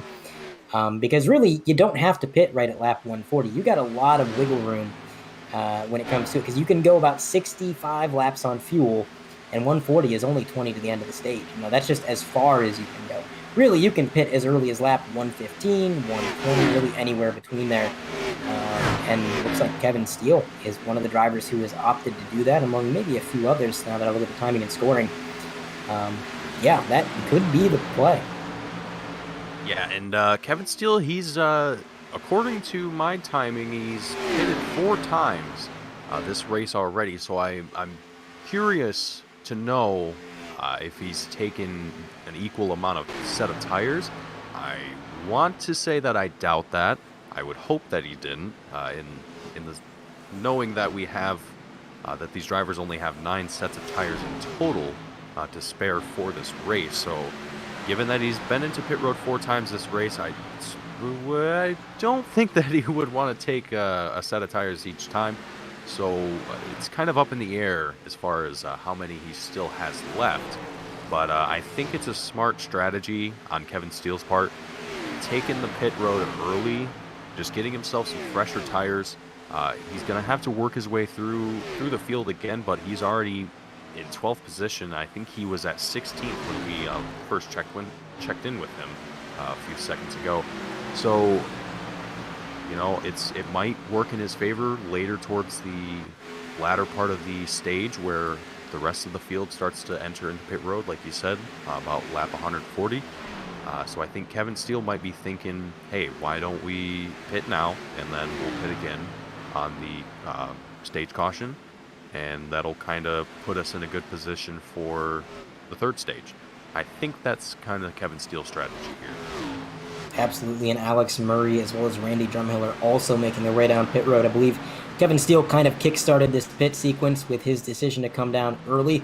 I think really a lot of these guys are just looking to the leaders and trying to see what they're doing. As always, as a driver, you kind of plan your strategy around what the competition does, trying to find the flaws in their strategy, maybe get yourself an advantage. And so a lot of drivers coming down pit road a little bit earlier than I had maybe expected, about 20 laps before they really necessarily needed to. But again, they're just maximizing the time they're going to spend on these fresh tires, which is what a lot of these drivers want to do. John Delaney's still out front. He has not pitted, and neither has Brandon Pierce, Cameron Stone, Sean O'Brien, Dalton Mobley. But a lot of these other drivers have. Also, just a quick update. At some point here in Stage 2, the number 16, Ryan Samuelson, he brought his car behind the wall, so he is out of the event for tonight. He had quite a bit of damage from that restart issue. Again, I can't really blame him. He's not in the playoffs, not in it for the points. He was here to have fun, and not always fun to wheel around a wounded race car that's really far off the pace. In fact, keeping a car out there that long, sometimes just gets a little frustrating. So hopefully next week, the number 16 team can regroup and have a good night. I know short tracks are something that Ryan Samuelson kind of excels at least the banked short tracks. I'm not exactly sure how he is at Martinsville, but we'll see what he does. I'm looking forward to it. John Delaney's still out front as we have a gaggle of cars top of the 3-wide TV multicam. You've got Dustin Hall, who is currently being scored 2 laps down.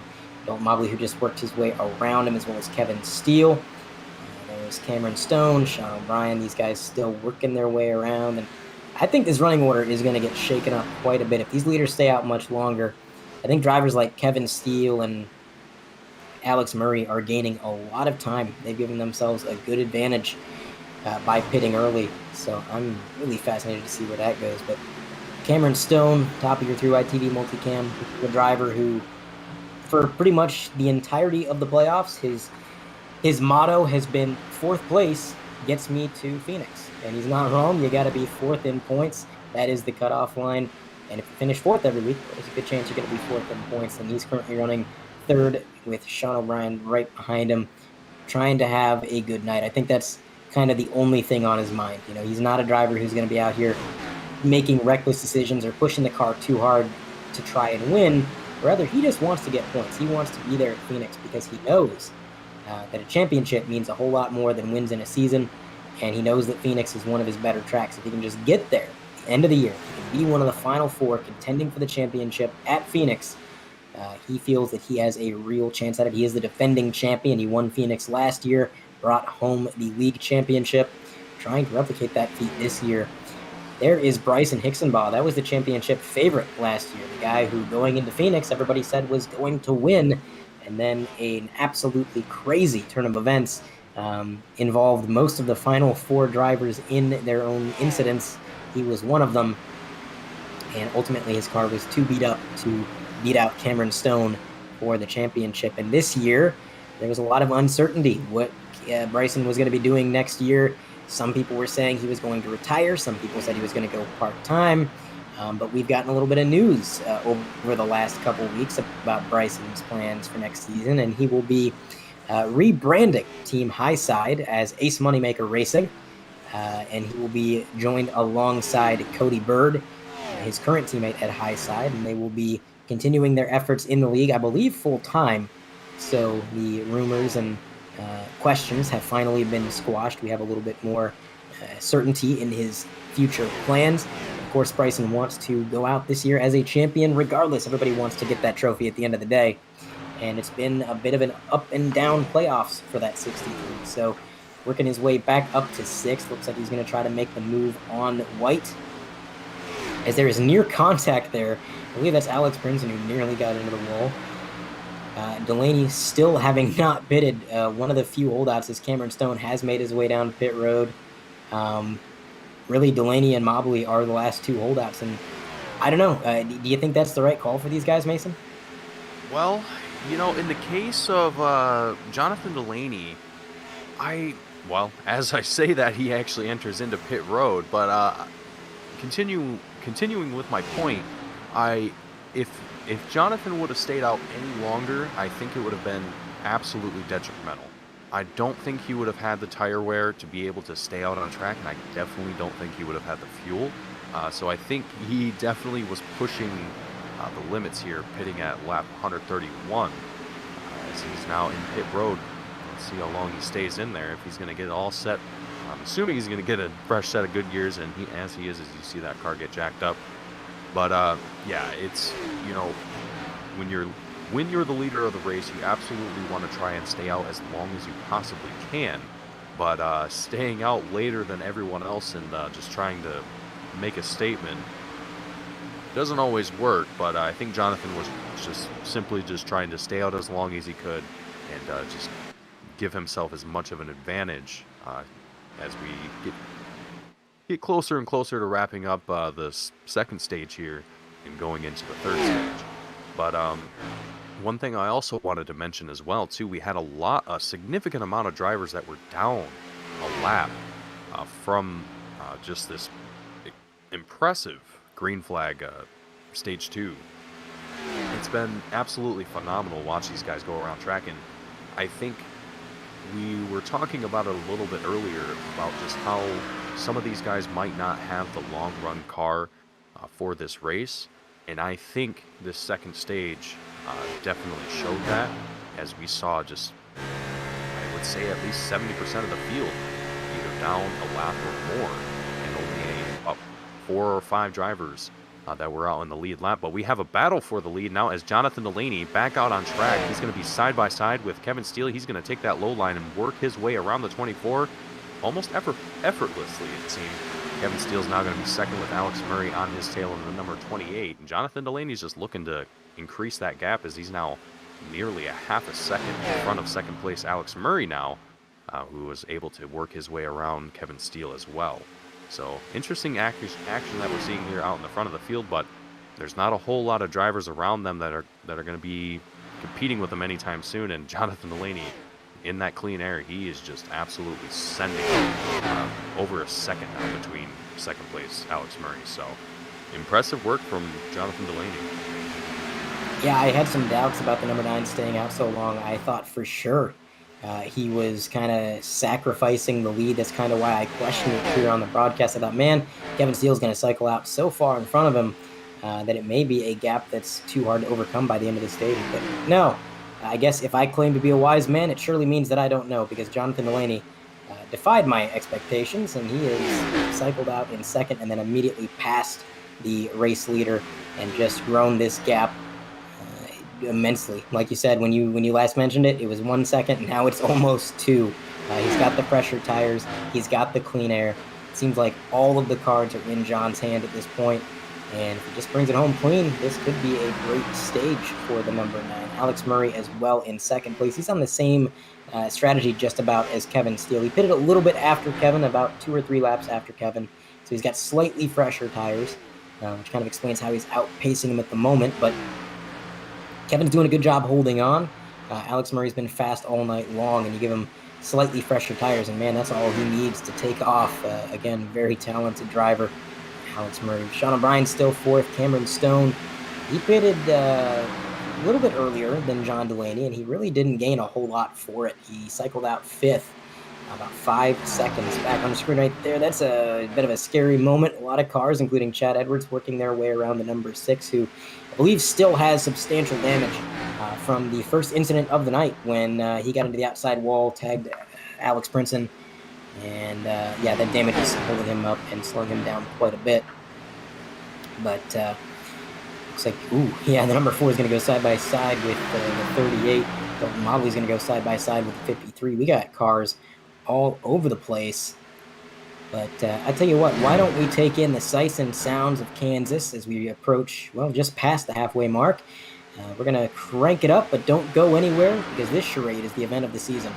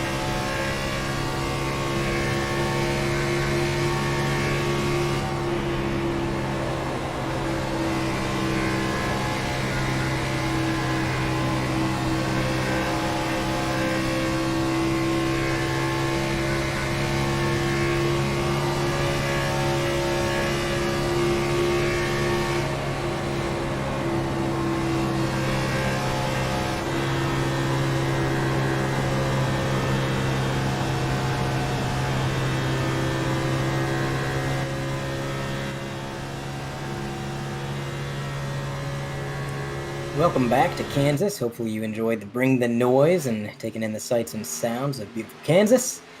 Jonathan Delaney continues to lead the way. If you're just tuning in, it has been quite an eventful night, I think is the best way to put it. We've had a lot of lead changes, a lot of battles. We've even had some pit strategy, a couple crashes, and definitely some playoff implications. Jason Taylor involved in an incident early on. He came into this race in a must-win situation. That incident gave him too much damage to overcome, took the car behind the wall. Now he's in a situation where Martinsville is his last hope. Meanwhile, his teammate Sean O'Brien, also in a must-win situation for this round, is running second, just behind John Delaney. Well, I say just behind, but it is a 9-second gap.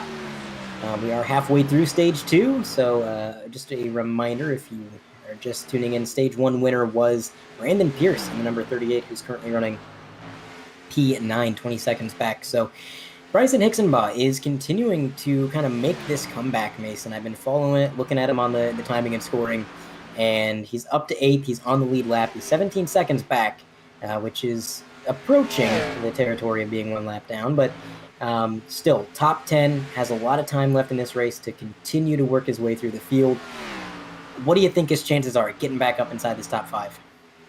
Well, Bryson is, like you said, he's been consistently working his way through the field, just trying to keep that car on the track, keep it clean. And he's done an excellent job of that. He's in 8th place currently. I think last time I checked with him, he was around the ballpark of 14th or 15th. I could be wrong about that, but continuing on, the chances of Bryson being able to work his way up to at least the top 5, I think are going to be higher on the stage restart than I do for the final 15 or so laps of this second stage here. And the only reason I say that is because the gap that Jonathan Delaney has put on the rest of the field, it's insane. He's over 10 seconds from himself to second place, Sean O'Brien.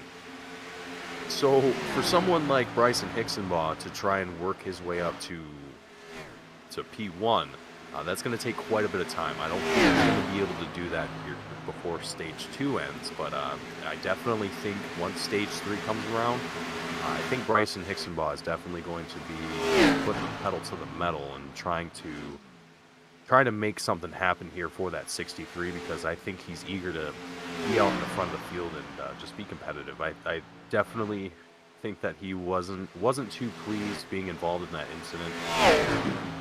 Excuse me, and being put down so far in the pack in the grid. I think Bryson is definitely going to be looking to try and recoup some of that loss, and definitely try and make a statement here in Stage 3. But as far as people making statements in the second stage here, Jonathan Delaney, I think, is definitely the man that did that here tonight. Absolutely, a 9-second lead. He is just driving away from the field. Sean O'Brien really seems like he's the only driver that has a car that can quite contend, although Cameron Stone is right on his bumper as well, so both these drivers are very fast as they approach a little bit of lap traffic. That's the 09 machine, Damaris Hickenbottom, another driver who is pretty much in a must-win situation. It's the running theme. He was really hoping to have a good run tonight, but I believe he had a little bit more hopes for Martinsville. So, unfortunately, not the night that he was looking to have, but 17th isn't half bad, and he's got a lot of time to make up some positions. Those are the points on the right-hand side of the screen. Just as a reminder, Jason S. Taylor, 35 points out. Brandon Pierce, 38 points out. And that's something I haven't really talked about. Brandon Pierce, who won Stage 1. And again, these points are going into the race. We don't have live point scoring or timing. So Brandon Pierce is probably a little bit closer to the cut now than he was going in because he got that stage win. But Brandon Pierce has a car that could genuinely win the race. He's led a lot of laps. Unfortunately, he's been shuffled through the field. But all of these drivers, if you're not Benefield, Delaney, Hixenbaugh, or Stone, you pretty much have to win it. It's not looking like many of these guys would be able to point their way in. So I think that just drives the intensity level up for all of these guys. That's why you see Brandon Pierce trying so hard and pushing that car past its limits. That's why you see Sean O'Brien getting sideways every corner, because he knows that he has to. He's got to push that car as far as it'll let him push it if he's going to walk away with the win. Jonathan Delaney, he doesn't have to do that. He does not have to drive aggressively. He does not have to, be super, super aggressive. Again, he's good on points. He can just have a good night tonight, move on to Martinsville.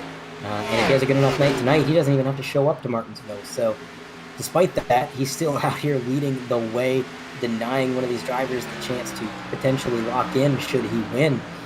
And that's the strategy. If you're that dominant, you want to shut out the competition. You don't want to give somebody a chance to lock themselves into the Final Four. You want to make sure that they get eliminated, and that is exactly what John's trying to do. As O'Brien and Stone both fall another second back, they're now 10 seconds back from the leader. Currently 13 cars on the lead lap, although Randy Drumhiller is extremely close to going one lap down. He'll be the next one in line, probably very close to Jonathan Delaney currently. On your screen, there's a bit of a battle between the number 5 and number 14, Dave Fugue, and of course actually, what machine was that? I couldn't even quite make out the number. Looks like Princeton? No, that was the 70 machine.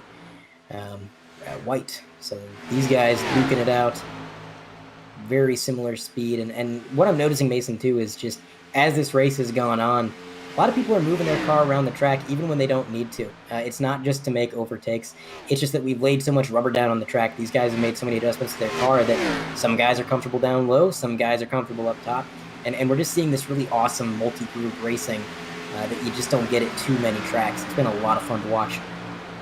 Yeah, you can almost see it on the track, too, itself, kind of the different lines that these guys have been taking, and you can kind of see the rubber buildup that has been left from these drivers' tires. And yeah, you can see in some of these turns just the different lines that these guys have been preferring to take, and it seems like either the high, the middle seem to be the most preferred, and then you have a few odd drivers out there that are taking that real low line, and seems to be working for some of them. But yeah, it's very interesting to see all these guys just taking different approaches to this race, and just the fact that this track is able to offer that to these drivers and give them an opportunity to try different things to be able to win their race.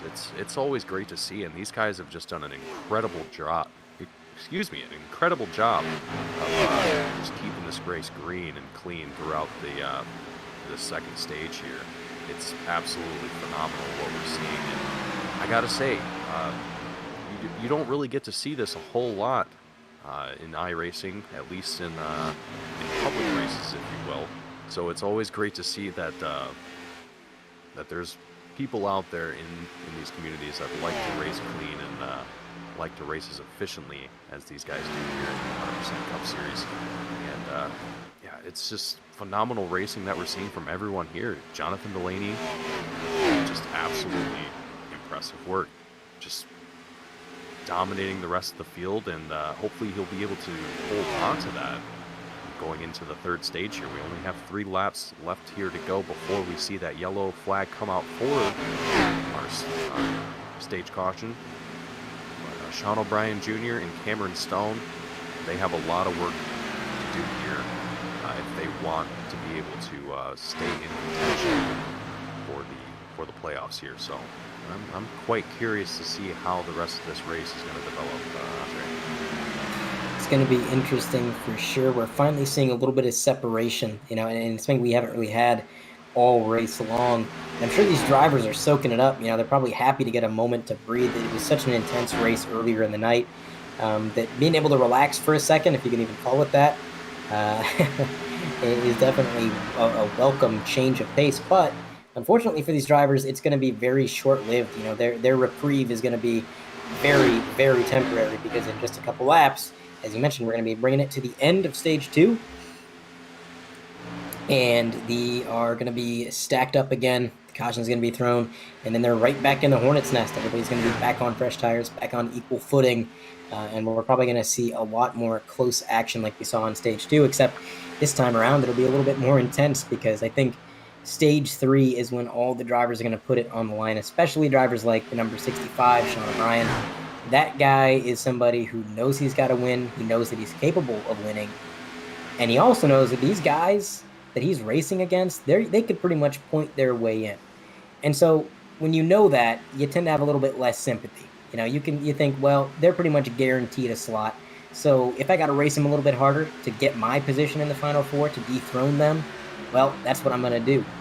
So it's going to be absolutely action packed, and the fact that we're going to have Sean, Cameron, Alex Murray, all these guys starting so close to one another on this restart, it's going to be fun. We are on lap 160. It'll take 10 cars completing this lap to go ahead and bring the end of the stage. And it appears Jonathan Delaney has crossed the line, as has 10 others. And that is the end of Stage 2. Jonathan Delaney winning Stage 2. Cameron Stone, second place. Sean O'Brien Jr., third. Alex Murray, fourth. Dakota Knoll, fifth. Matt White is going to bring home P6. Kevin Steele, seventh. Brandon Pierce, eighth. Bryson Nixonbaugh slips back to ninth. Dalton Mobley is going to round out the final driver to grab a stage point in that stage. They're in 10th. Now the drivers are going to bring their cars down pit road. We're going to try to have a word with our stage winner. I kind of forgot in stage 1 there, Mason. We almost forgot that. I think we were able to bring in Brandon because everything was so exciting. That whole stage was so just enthralling. We were kind of talking about it and got distracted, but hopefully we'll be having a post-race interview with Brandon. We'll make up for it that way, but right now, everybody working their way down pit road. The 59, Cody Strom, I'm looking at him right now, and that car is beat. He got involved in that accordion effect there on the stage 2 restart, and that car has not been the same ever since. The rear end is beat in. The door panels they're all knocked in. It's not looking good for that driver, but he's persevered. He's kept that thing on the track, which is pretty admirable. And again, another pit stop to try to get that thing fixed up. The Lucky Dog recipient, I believe, was going to be Kyle Ammon in the number 20. He was the first car one lap down, right ahead of Preston McRae, Cody Strom, Damaris Hickenbottom. Dustin Hall is currently 5 laps down. Not sure what happened to Dustin. He's still in the session. I'm going to go actually take a look at his car here. Yeah, he's still in the session. He's 5 laps down. So I'm not sure what the cause of that is. Unfortunate night for the number 1. Because that car was so fast at the start of this race, Mason. I mean, we saw he might have had the car to beat, honestly, there in stage 1. Yeah, Justin was looking quite fast there in the first stage. I'm honestly quite curious as well what happened to that number 1 and what the reason for the drop off in pace. But he's still in the race. He's still turning laps. So maybe he just decided that he just wanted to keep this race clean and green. So not too sure what happened there. Maybe there's a few different things that could have happened there, but it's a good thing that we still have the number 1 machine out here on track and still racing. It's always unfortunate to see when we have drivers decide to take the car into the garage and call it a night. It's definitely puts a damper on them. I think a lot of these drivers kind of just spirit for the night. I think a lot of these guys come into these races pretty high spirited, pretty excited, and I think to have to force yourself to say, hey, I don't think I can finish this race, or I'm not going to be competitive. Yeah, I think it definitely I think it has an impact on some of these guys, but everyone still comes in, week out, and they just try and do their best and if they do have a bad night, they try and make up for it the next week. So, and that's what I love to see about these guys. So great to see it, and we're about to see some great action from the front of the field as well. We have Jonathan Delaney in first, Cameron Stone in second, Dakota Knoll in third, and Matt White in fourth. 2 of those drivers we have not seen out in the front of the field yet here tonight, so it's going to be interesting to see how these 2 guys are going to tango with Jonathan Delaney and Cameron Stone, if they're even able to keep up, as I expect these 2 drivers out in the front to just take off, especially Jonathan Delaney. Let's see if he's going to be able to regain that massive lead that he was able to put on towards the end of the second stage. Absolutely. We're going to try to have one quick word with our stage winner. Not going to have a whole lot of time, but we'll bring him in. Give me 1 second. John, we're going to keep it real short. The interview's a little bit behind schedule. We apologize, but you won the stage. What's the outlook for what's the plan for stage 3? I did pretty much do the exact same thing we've done save tires and try and break the draft and make a good pit stop and win by a good few seconds. All right, try to repeat your stage 2. Well, again, I apologize, a little bit behind schedule on the interview, but John, good luck with the rest of the race. Keep it up for stage 3, and hopefully we're talking to you again at the end of the race. Yep, hope so. Thank you, guys. John Delaney out of the booth, getting ready to go green here. Lights are off on the pace car. Cameron Stone was outside, very reminiscent to the start of the race, except earlier when Cameron Stone was on the outside pole, it was Jason Taylor to his inside. Now, John Delaney is going to be leading the field to green as they roll through 3 and 4. It's going to be, hopefully, a little bit less hectic, a little bit less chaotic than the stage 2 restart. That was really something. But there goes the pace car diving down pit road. And Jonathan Delaney, when is he going to go? He's going to fake out the field. He got on the throttle, then got back on the brakes. Everybody started to go, and that fake out was enough to get him a 3-car length lead as they go side by side for third behind him. Cameron Stone trying to block both lanes, and then look at that. Behind them, you got Bryson Hixenbaugh. He was 5th. He just fell back to 6th, I believe, as they go side by side in front of him. Jonathan Delaney maintaining his lead through 3 and 4. Looks like that 38 making a move down low, and Bryson's going to follow alongside. Both these guys working their way around. Dakota Knoll, who got really loose out of turn 4. That got him extremely sideways. Lost some pace there, but he gathered it up. Good driving by Dakota Knoll there to keep that car straight. Bryson Hixenbaugh finally towards the front of the field, and Brandon Pierce, I think, is going to be a force here, Mason. We know that car is fast. We know it's capable of leading this race. He's led a lot of laps tonight. And now, finally, after a somewhat disappointing stage 2, he's found his way back into second place as he works his way around Cameron Stone.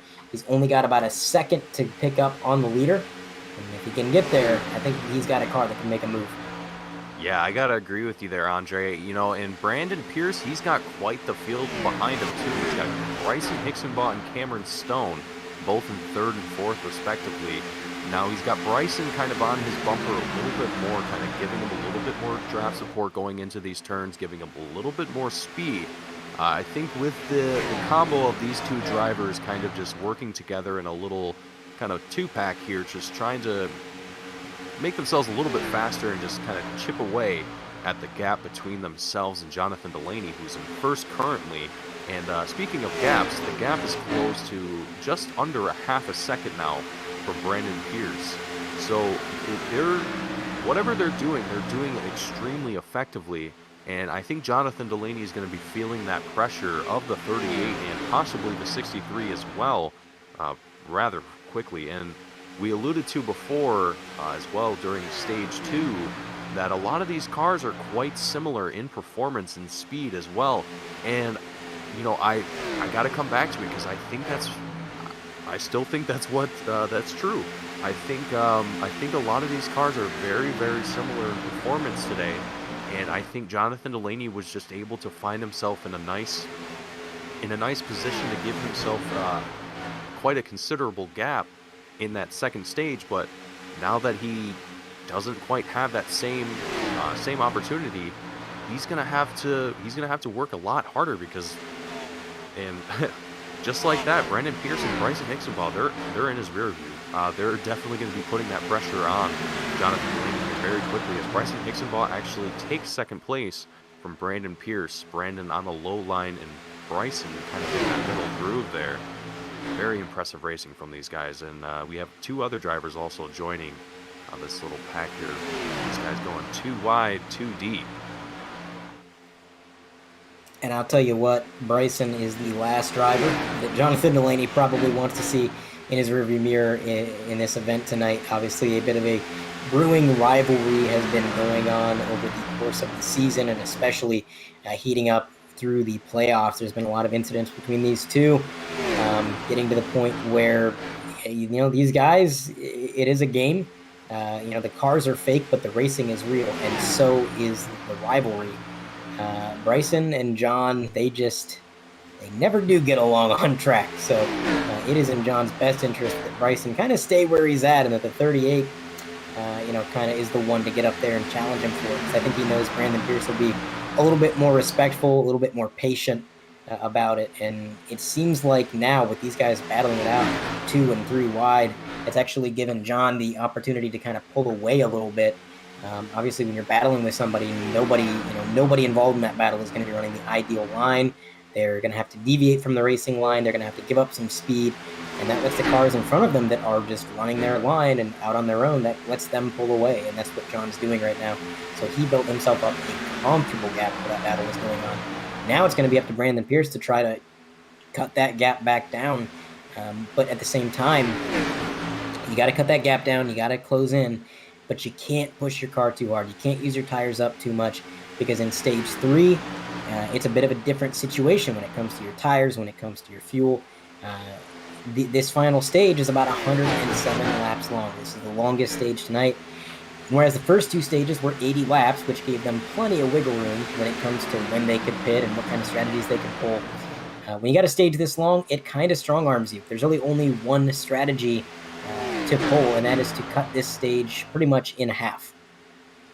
That is the only strategy these guys are going to be able to really do and get away with it if they want to have a chance at winning this race. If they pit too early, they put themselves in a precarious situation when it comes to fuel. They may not make it to the end. And if they pit too late, they're going to be on old tires far longer than they need to be. So it's going to come down to driving down the leader under green and just flat out outpacing him while still taking care of your equipment so that halfway mark is an achievable pitting window.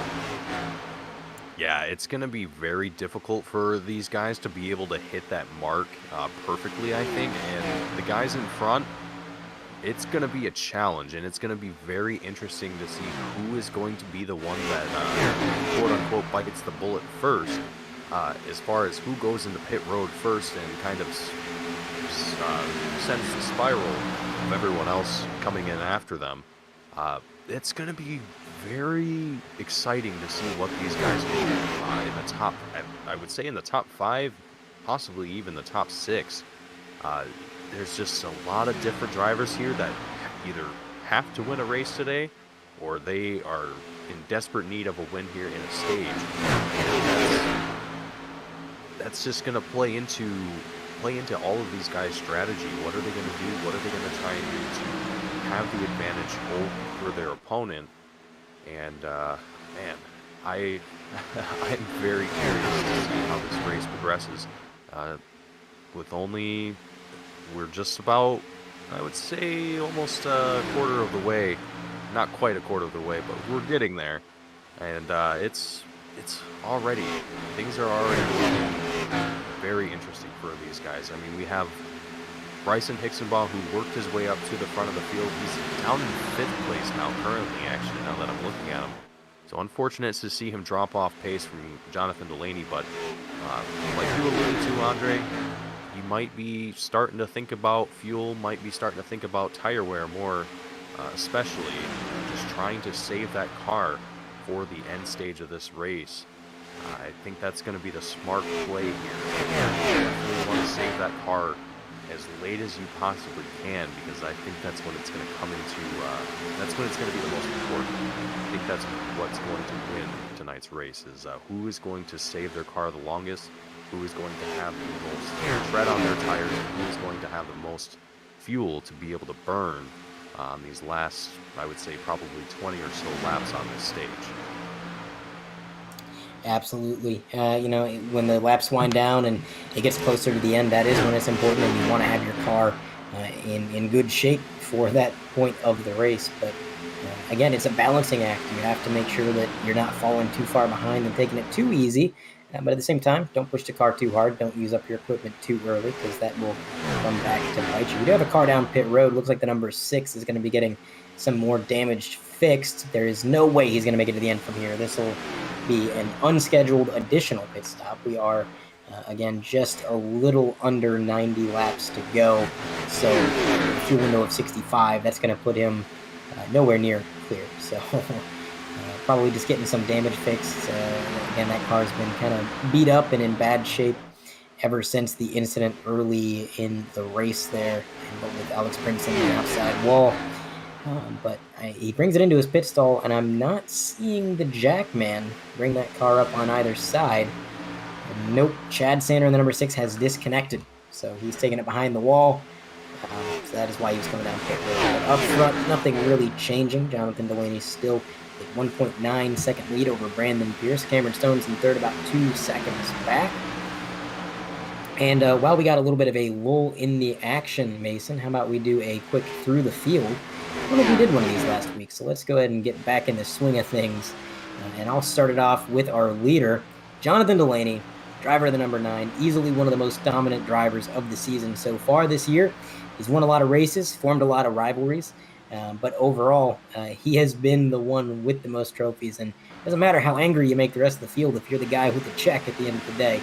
And John, over the playoffs, has only gotten better. Just that team joining Lockdown Racing, which is a pro iRacing team, has only made this guy even faster. And every week, he's a threat. And this week is no different. He is absolutely putting on a clinic. And in second place, Brandon Pierce in the number 38 machine. He has put on quite the race for himself today. And up 20 positions from where he started in this race, finding himself in second place behind Jonathan Delaney. Brandon Pierce has been quite the contender here in this series. He has found himself out in the front of the field quite often, and usually trying to battle it out for some of these top 5 positions. And for him to be here today in second place, duking it out for a podium finish today is going to be a great thing for Brandon. I'm sure he's going to be quite excited to be able to see that checkered finish line here and be able to come out with a podium finish if everything works out in his favor. And looking back to third place, Cameron Stone in that 57 has been residing in this position on the podium pretty much all night long. Seems like that third place is where he's comfortable. And I mentioned it earlier, but Cameron's motto throughout the playoffs has been, all I need is fourth, because fourth gets me to Phoenix. And that's his overall goal, kind of looking at the big picture rather than the week in and week out statistics. So he's having a good night tonight, doing what he set out to do, one position better, in fact. And if he keeps it up, he's going to find himself in Phoenix in a couple weeks. And looking behind him in fourth place, Sean O'Brien Jr. in the 65 machine, a driver that we have seen here competing quite well here tonight. Sean O'Brien has found himself all over the field, I think. Found himself in first place, in second, third, he's in fourth right now, looking to try and work his way through the field and catch up to Jonathan Delaney, and gain that first place position and be able to finish out that race here in first place, as he's going to need it for the playoffs and 4 points. And I think he might be able to pull it off here if he's able to keep that car consistent and keep it clean here as we get closer and closer to our expected pit window. We're hopefully going to see Sean O'Brien be able to take advantage of that and find himself a little bit further up the field, but only time will tell, and Sean O'Brien Jr. has done a phenomenal job here tonight in Kansas. And right behind Sean is going to be Alex Murray in that number 28. He's one of the few drivers in the lead pack that actually has noticeable damage.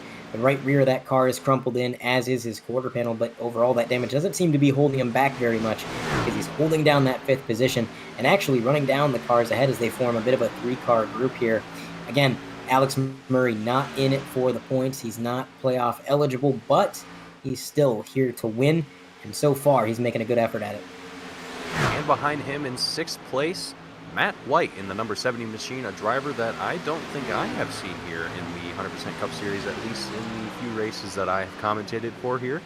But Matt White has looked very phenomenal out on track, able to keep it out with the rest of the field and work his way through the field up to 6th position.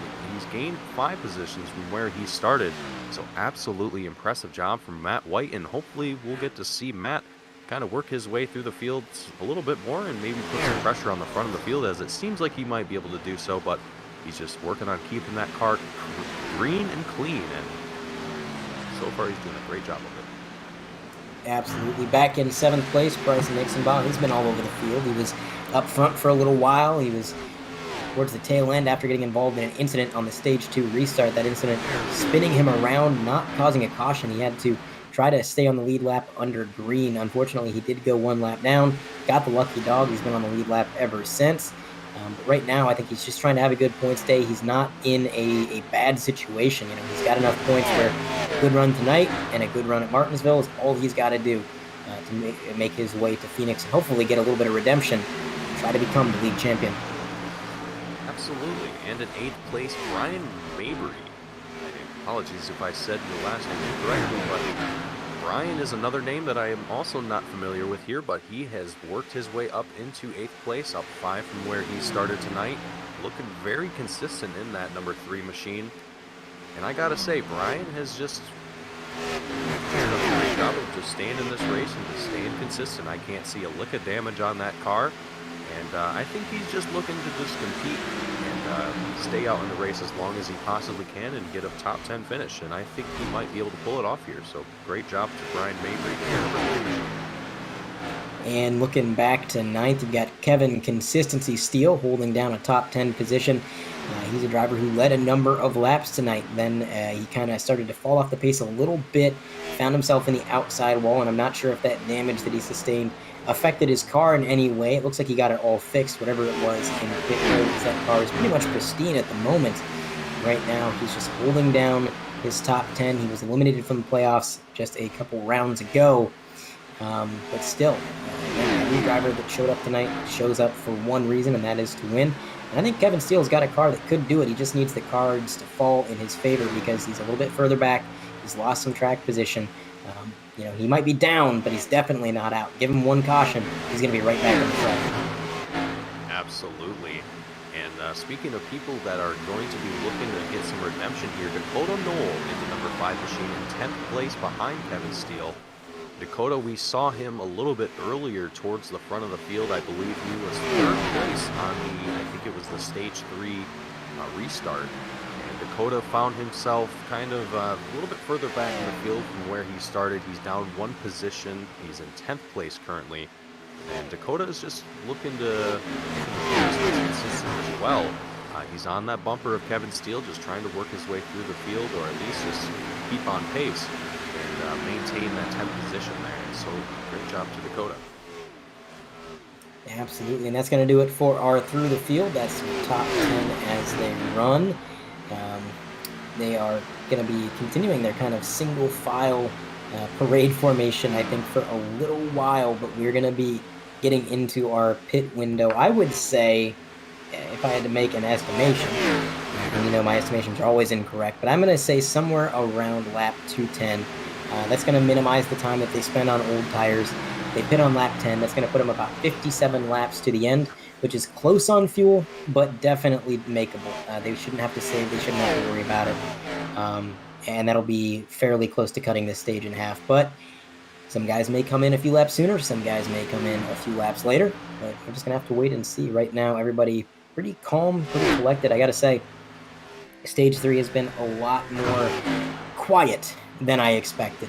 I think stage 3 is seen beyond the noise and confusion because these guys have just really settled out. I thought stage 3 was going to be chaotic. Stage 2 was all over the place. We had 3 wide, 2 wide for 20, 30 laps in that stage.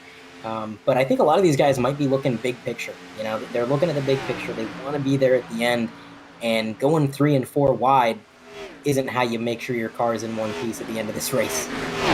Yeah, no, I think that's probably the worst way to get your car in a wreck. It's as much as we all love watching these cars go 3 or even 4 wide here on our screens, watching from in the comfort of our homes, being in the scenario in the car is a vastly different situation. When you are forced into a situation where you have cars on either side of you, the amount of room that you have to work with and keep your car in a straight line decreases dramatically. And as you have the drivers on either side of you trying to make corrections to their cars, and you also have to do the same thing, you might find yourself a driver pushing you to one side and the other one's doing the same thing in the other direction. A whole lot of different things can happen in a very short amount of time, and most of the time it happens in the blink of an eye. And so when those scenarios happen, when these drivers are going side by side, it can get a little tense sometimes, and I think the drivers are definitely hyper aware the cars around them, and I think that's the right thing to do because you have to consider what other drivers are doing around you, and you might run into a driver where they might want to try and take the line that you're preferring to take and leave you with no other room to go. It's very exciting action to see, but it can also be very detrimental to a lot of these drivers' races. Absolutely. Out front, the gap from first to second is about 5.4 seconds. Jonathan Delaney still dominating this event. And as we're just past 200 laps and we get a little bit closer to our pit window, why don't we take in the sights and sounds of Kansas one more time? And we'll be back.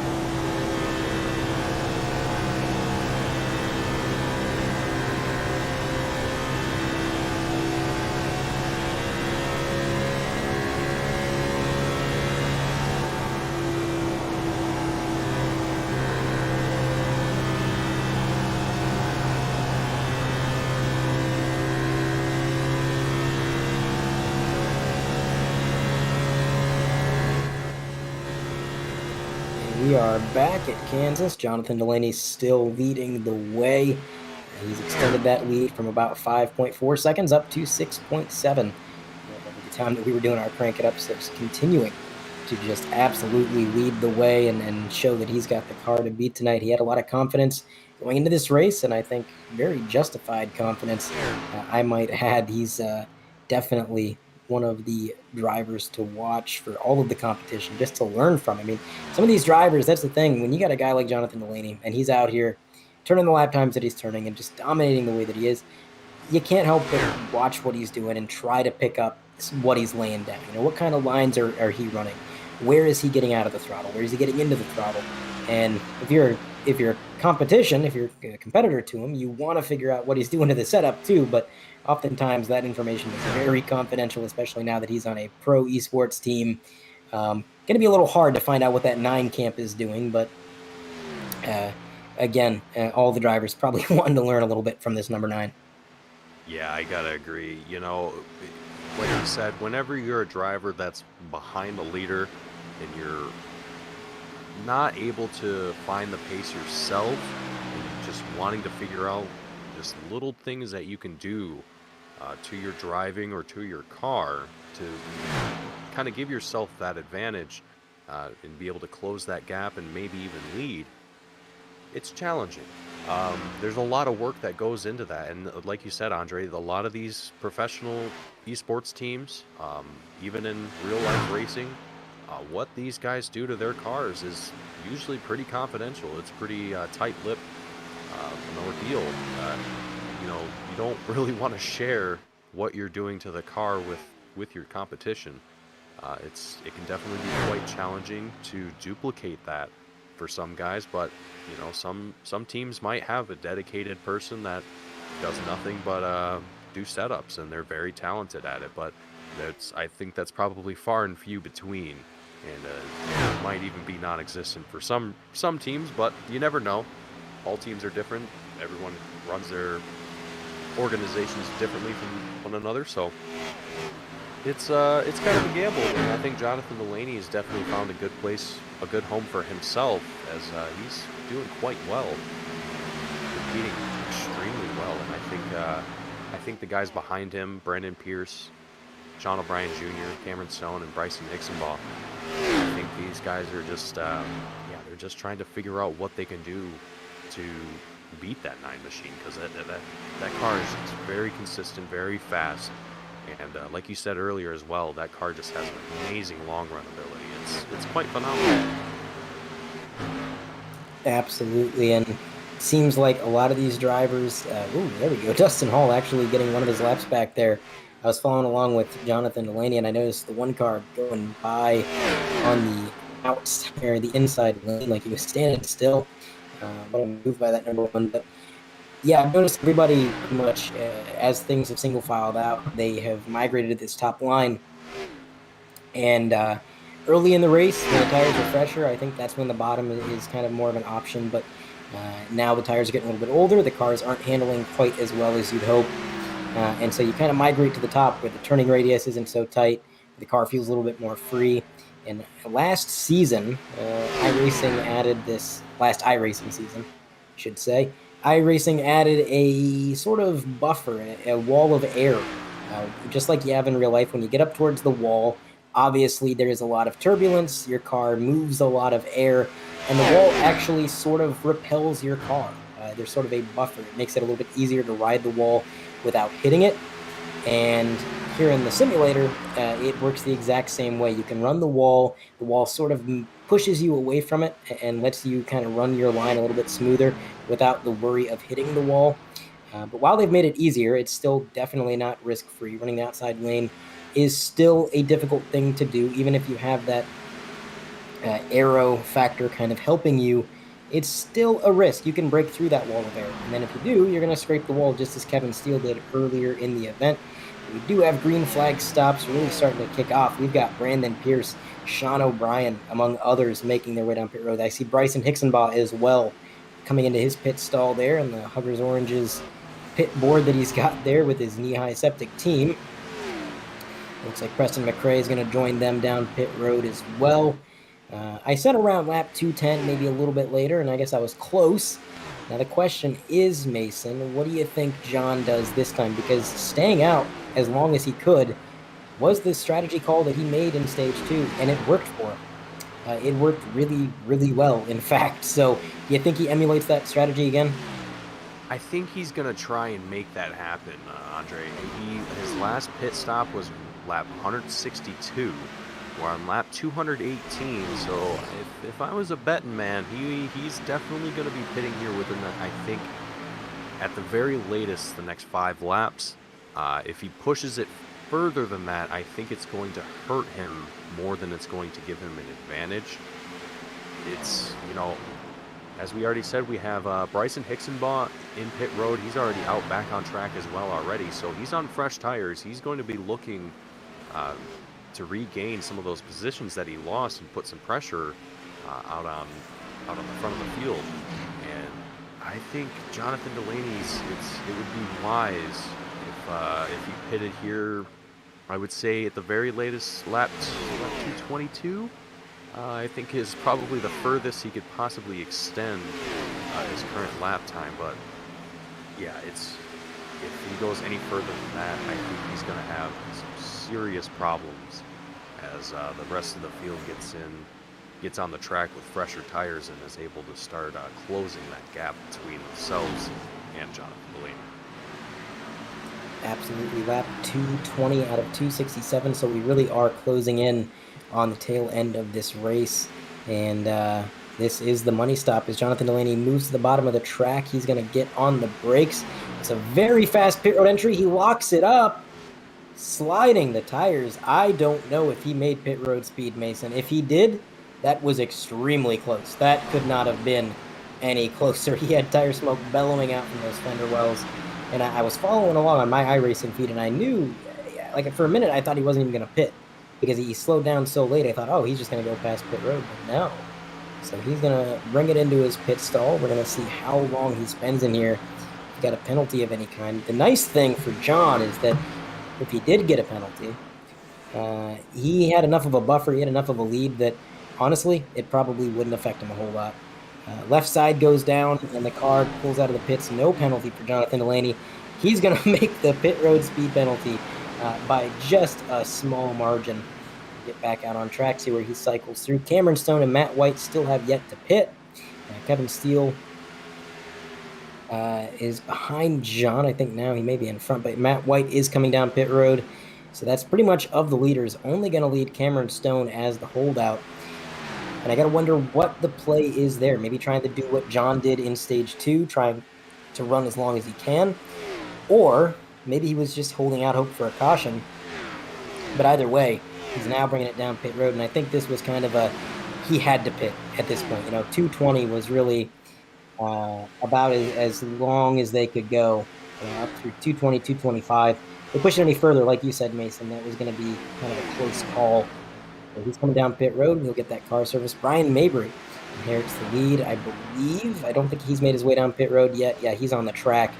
So he will lead this time, but Brian Mabry is going to have to pit sometime soon because that fuel cell's got to be feeling a little bit light, that number 3 Chevrolet.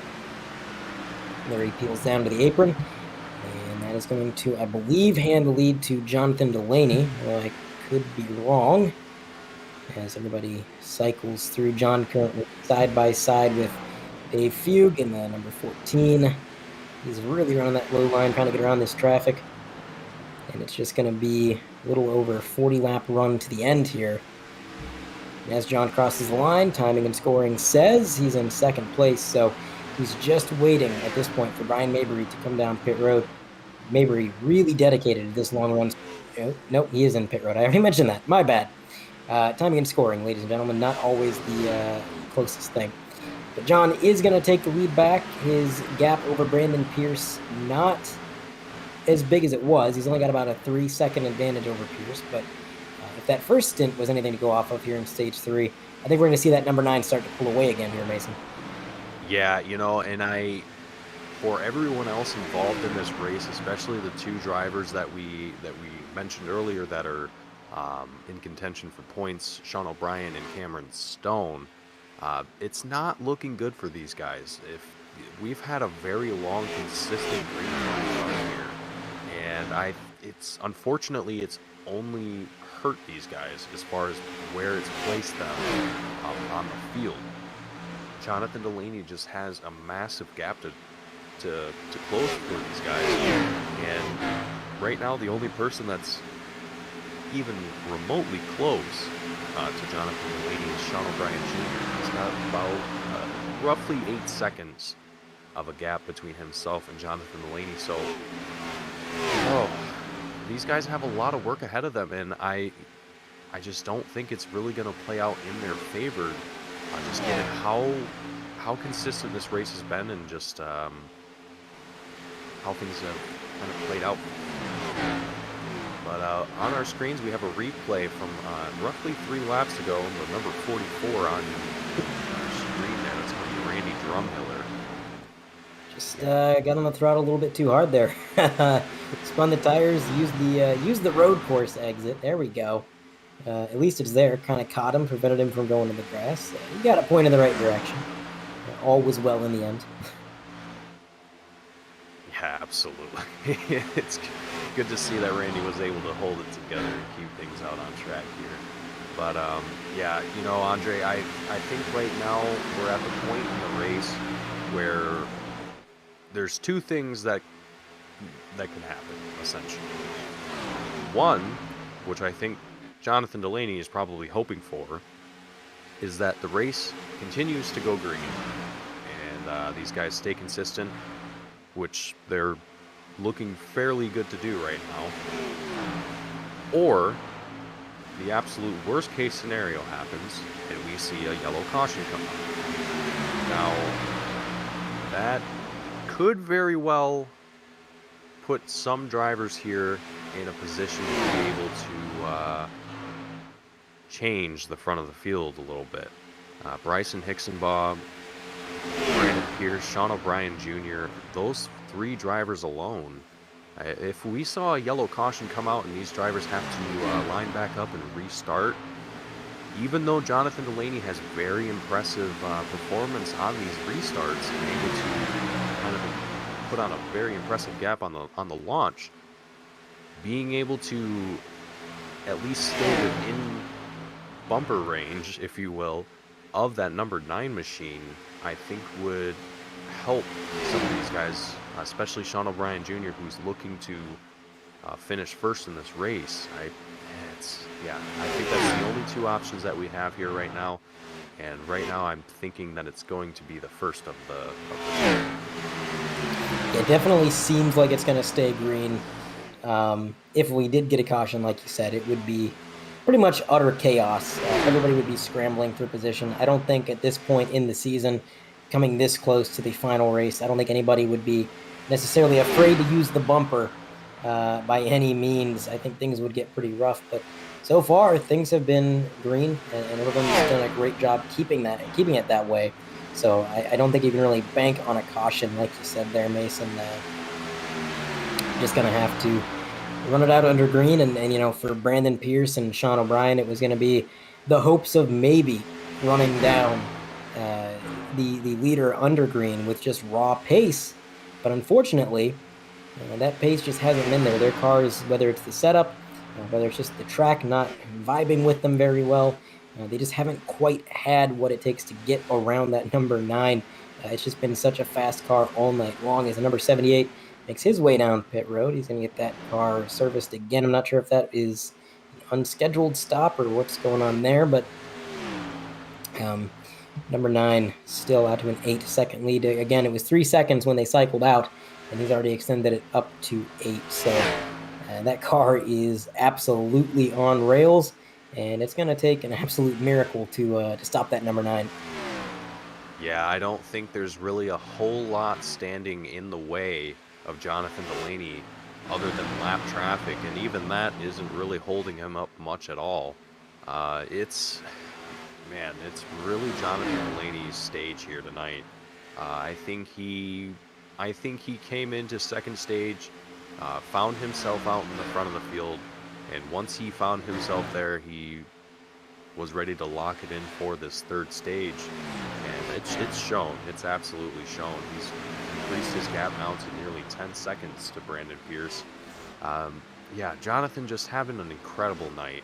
And you mentioned earlier at the beginning of the broadcast that Jonathan came into tonight's race expecting to win.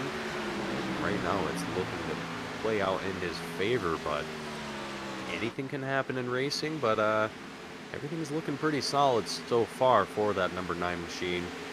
And we'll see how the rest of the race progresses here with, I believe we are just about to hit 30 laps left to go in the series as we have a crash on our screen. The number 4 and the number, I can't see what number that is actually. Now that is interesting. Mason, you're new to the booth. You weren't around last season, so I'll give you a bit of a history lesson in a moment when we take a look at the replay here. But Dave Fugue Jr. and the number 14 just bounces it off the wall down into the number 4. Again, I apologize. The commentary is a little bit delayed.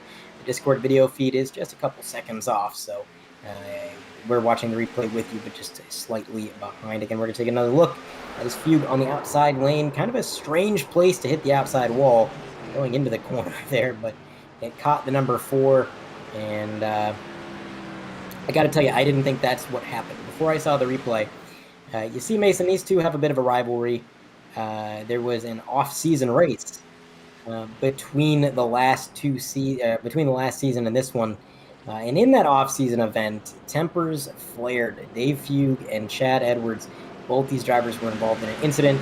A lot of words were said. None of them are repeatable on air. And that was the last time these guys shared a track together.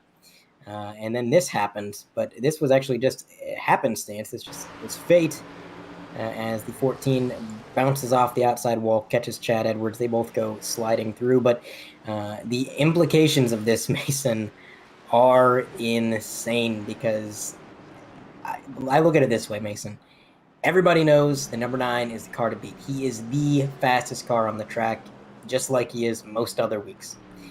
There is only going to be about 30 laps left in this race when we go green.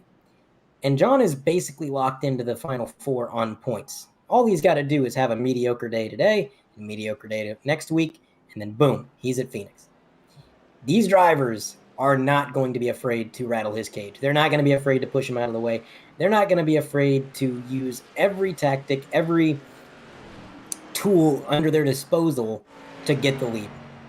And it is going to be an absolute scramble. Brandon Pierce especially. You got to look at that number 38. He's in a must-win situation. He can't settle for second. He can't settle for third. Even if he gets second today and second next week, he's still probably not going to make it to Phoenix. So what do? You drive the wheels off that thing. You do everything you can to get around that number 9. And when you get that position, you don't give it up. You hold on to it for dear life because you have to win. And that's just not a situation that John is in. He's in a bit more of a privileged situation that he has afforded himself through his performances. But yeah, the other drivers are going to look at that and say, all right, buddy, I got to go. I got to do what's best for me. And with so few laps remaining, cautions breed cautions is the old saying, Mason. I think that is definitely going to hold true tonight. Yeah, I think with just under, I believe, 30 laps left to go here, I think you might have hit the nail right on the head. I think we have all these drivers coming together to take another restart with only this many laps left to go. Yeah, I think we're definitely going to see some hard charged competition from the guys out in the front of the field. Man, oh man. I really wish I wouldn't have said anything about the caution earlier, but it had to be said because it usually is bound to happen. But yeah, Andre, I think these final 30 laps here are going to be intense, to say the least. Jonathan Laney's going to be looking to try and regain. Well, not regain, but try and maintain his lead position. He's going to have Brandon Pierce and Sean O'Brien Jr. to work around as well. And Bryson Hixenbaugh, who's been working his way through the field just incredibly well. Yeah, it's going to be an exciting final 30 laps here, I think, Andre. Absolutely. The entire picture of this race has been tossed about like a ship on the ocean. These guys, I mean, it was guaranteed for Delaney, just about. If this had stayed green, all he had to do was bring it home. He didn't even have to drive particularly fast. He had such a big lead that, he could have taken it easy, shaved a tenth or two off his lap times, maybe even more every lap until the end, and he would have been all right. But now that security, that guarantee, it's gone. You said earlier, Mason, anything can happen in racing, and that was it. That kind of proves it. Anything can happen as we got our 5th caution and the entire race maybe was changed. We'll have to see if Jonathan Delaney can play a little bit of defense. The pace car rolls through 3 and 4, and it's got to be incredibly nerve-wracking for Jonathan Delaney. It always is. You go from a situation where things look surefire to now you really got to work for it, and it's easy to psych yourself out, get in your own head, but John's pretty good at not doing that. So let's see as he stacks up the field quite intentionally. He is going to wait until the last possible minute to get on the loud pedal. They're going to be side by side for second behind John. Sean O'Brien Jr. trying to claim second over 38, but he's not going to get clear. Now, this is exactly what John wanted to see. He wanted these guys to be side by side, to battle it out. If he could just get that jump, get out in the clean air, and let these guys fight amongst themselves, he's going to be able to hopefully use that clean air and drive away with it. So far, the plan has gone according to his plans, but the question becomes, whoa, is Sean O'Brien Jr. sideways through the corner? That's going to allow the 63 to get alongside, and that holds up the field a little bit more. This is exactly what John needed. These guys are battling it out, racing really hard, costing themselves time. John's trying to sail away with it. Yeah, John is definitely it's playing out in his favor quite well as we have Bryson Hixenbaugh and Sean O'Brien Jr. side by side on your screen, currently battling it out for second place as they get nearly door to door, almost able to almost touch the handles of one another. Incredible racing that we're seeing here. We're almost 2 wide, nearly 3 deep. We have the spare car kind of in the middle of all of it, but yeah, I think that's exactly what John wanted to see behind him. All these guys just trying to battle it out next to one another, just trying to increase the gap as much as he can, and he's done that. Jonathan's nearly a second away from second place, and Bryson Hixenbaugh is now going to find himself out in front of the rest of this kind of gaggle of cars here. As Kevin Steele and Sean O'Brien Jr. are now going to be side by side battling it out for third place. So I think this is quite the action that Jonathan Delaney was hoping for to see behind him as he just continues to turn laps and increase that gap. For Bryson Hixenbaugh, that 63 machine is on a mission. The 24 of Kevin Steele, as well as Sean O'Brien Jr. 65 going single file here. I think these guys are going to be looking to try and close that gap to that number 9 as quickly as possible, as we only have 23 laps left to go here. Yeah, Kevin Steele, that car is fast. He's riding the bottom lane here, trying to work his way around Bryson Hixenbaugh. He's got Sean O'Brien in tow, as well as the number 3, Brian Mabry. They're going to stay side by side. Again, this is exactly what John needs. There's contact. Kevin side drafts. Whoa, the 65 is sideways. The 3 is down on the apron. 65 being pushed back up. Everybody checks up, and somehow nobody wrecks. What on earth happened there? Amazing. You don't see that. You don't see 2 cars sideways in front of the field and nobody wrecks. That just doesn't happen. What on earth?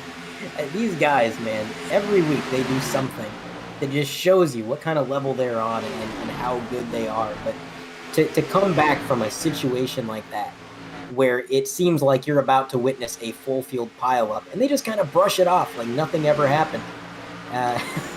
Absolutely incredible. Before that all happened, I was gonna mention Kevin Steele. That car is fast. It always has been on the short runs. But the thing is, I think with how much they've battled, how much time they wasted, what they've done is they've allowed John to get out to a lead that may be insurmountable without the help of another yellow flag. I mean, we're on lap 247 and 267. As John crosses the stripe this time, it's going to be exactly 20 to go. I mean, that's a decent amount of time, but sounds like we got something going on here. 3 wide through the tri-oval. Man, oh man, what a gaggle of cars as the 59 tries to split the middle here, going into the corner as well. They're not giving up this 3 wide charade as he cuts up in front of the 78. Man, oh man. I wasn't sure we were going to see another caution, but these guys might be trying. Yeah, it definitely seems like these guys are just trying to have a good final 19 laps here, but that might cost the drivers out in the front of the field if these guys get just a little bit too close to one another and bring out another caution, but they're going to keep it green. These guys are going to continue to try and go 3 wide here in some scenarios, but seems like the field is kind of slowly settling itself out, but I don't want to jinx it too early and ruin it for the final few laps here. But everything is looking to be very interesting. We actually have a car out on the grass. Cody Strom, the number 59, got a little loose there and found himself out in the middle of the field. Just a moment. And no caution. It's a single car incident, so we're staying green. Brandon Pierce on the bumper of the 24, and now the yellow flag flies once again. One more chance for the field to try to stop the domination that has been Jonathan Delaney. We're going to take a look at our 3-wide TV replay, see exactly what happened. That was either he blew an engine or he blew a tire there, Mason. We saw a puff of smoke, which may have been engine smoke. but it just immediately dove down to the inside, and I'm not sure that was the cause of the caution, because it seemed to be relatively delayed. Ooh, so it sounds like he downshifted. Now, that he may not have actually done that. Of course, what we see and hear from the spectator camera is not always accurate to what's going on server side or client side.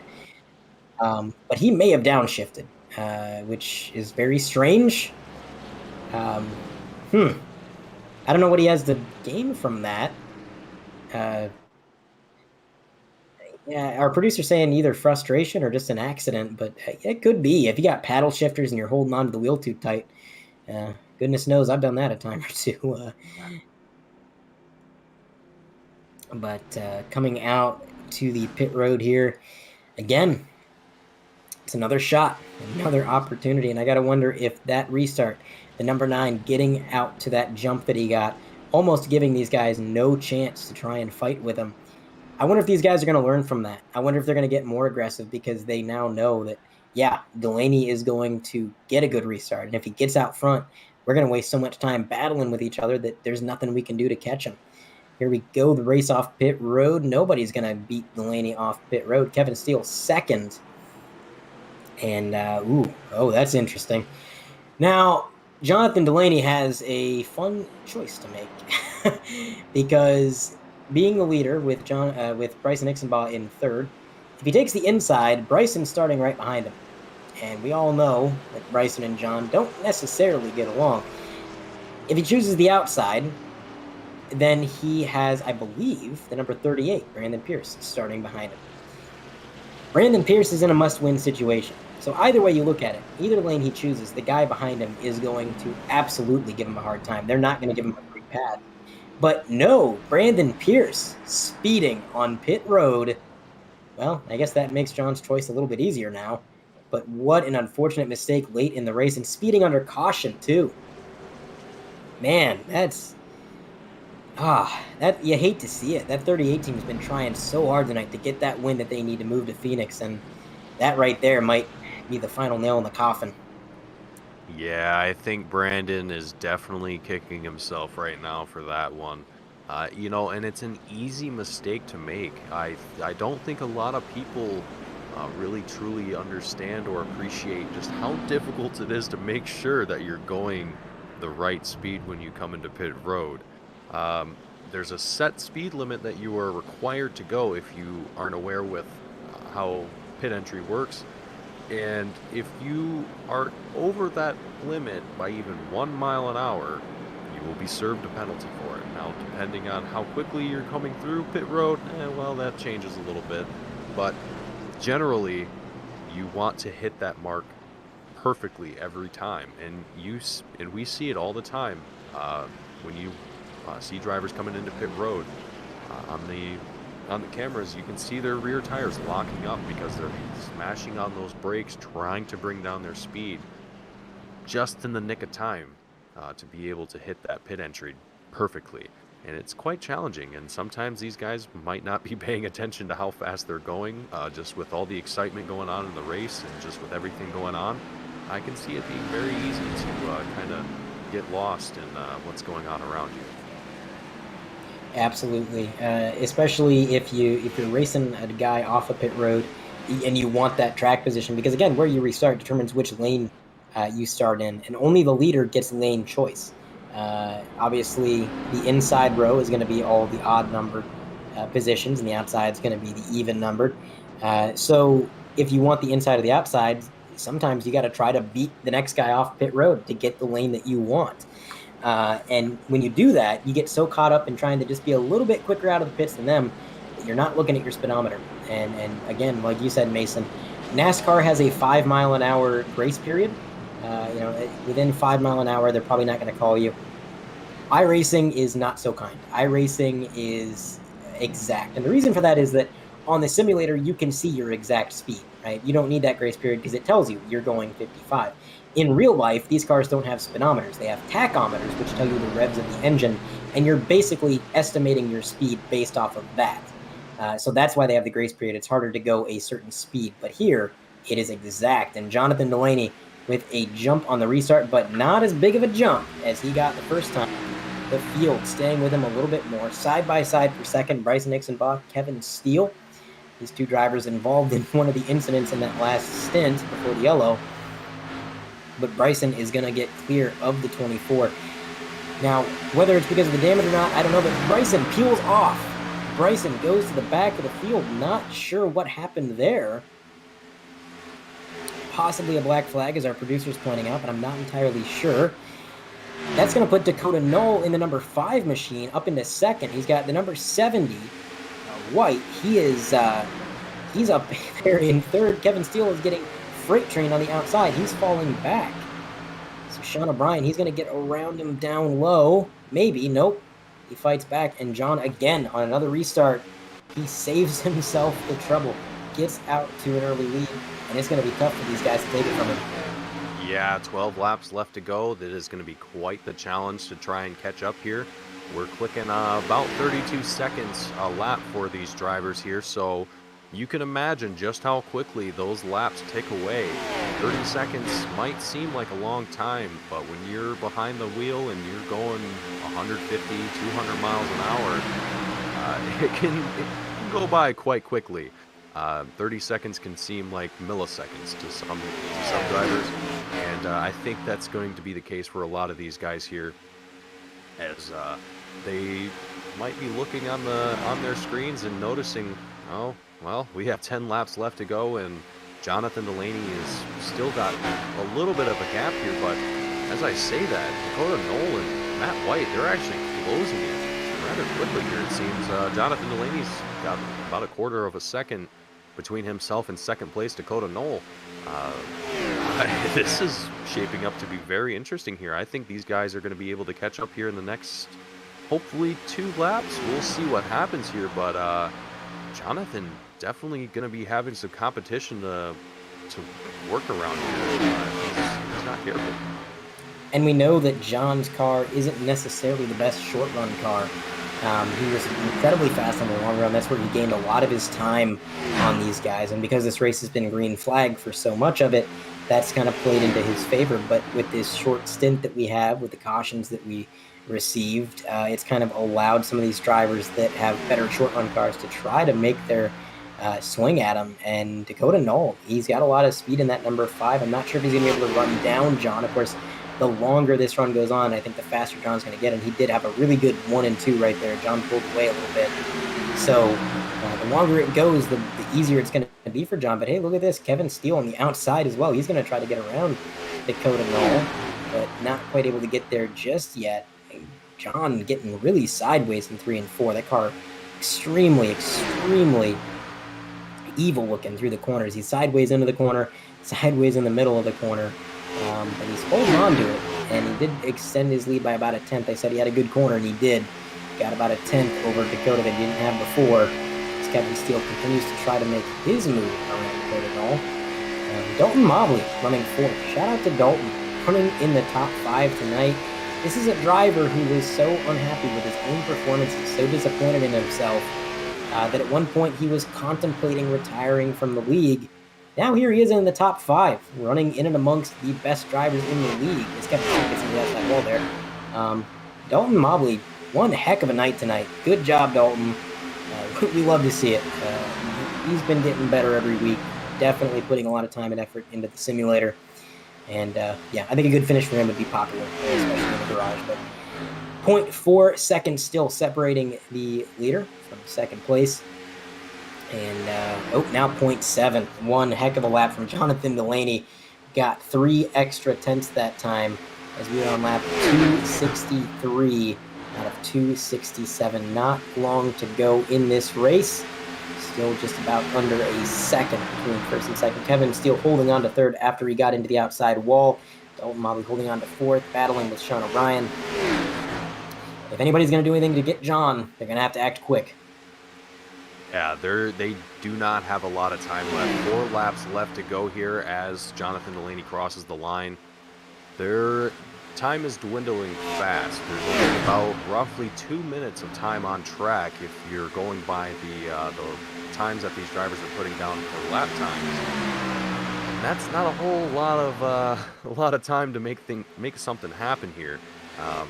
Jonathan Delaney still has an impressive gap between himself and second place. Dakota Knoll, nearly a second now. Kevin Steele in third, with, I believe, about a second and a half second gap from Kevin Steele's position to Jonathan Delaney. So 3 laps left to go here. I think our first, second, and third drivers are almost determined here, I think. But anything can still happen here. Does not matter if there's 3 laps left to go. Drivers can still find themselves in some odd spots and possibly find themselves in a position where they don't want to be in. And for Jonathan Delaney, I think that definitely doesn't want to be his case, but he's looking very solid right now. 2 laps left to go here. We are getting closer to seeing that white flag come out. These drivers are going to have one final opportunity to make something happen here and be able to take a position if they possibly can, but there's not a whole lot of opportunity to do that right now. Yeah, John's put himself in a very comfortable position all night long. He's just had that raw speed that nobody else seemed to be able to find. And, when you got that speed, when you're that comfortable with the car, you just don't have to worry as much. The race is a lot less stressful. And for John, I don't want to say it's been easy. He makes it look easy, but it definitely isn't. He's working his way down the backstretch and now heading into 3 and 4 for the final time. He's got no competition from behind. He's going to run that outside line with a comfortable second lead. And coming out of 3 and 4, it is going to be Jonathan Delaney crab walking the car out of the corner on purpose. He's going to win here at Kansas and lock himself in officially to Phoenix. And what an incredible finish from Jonathan Delaney.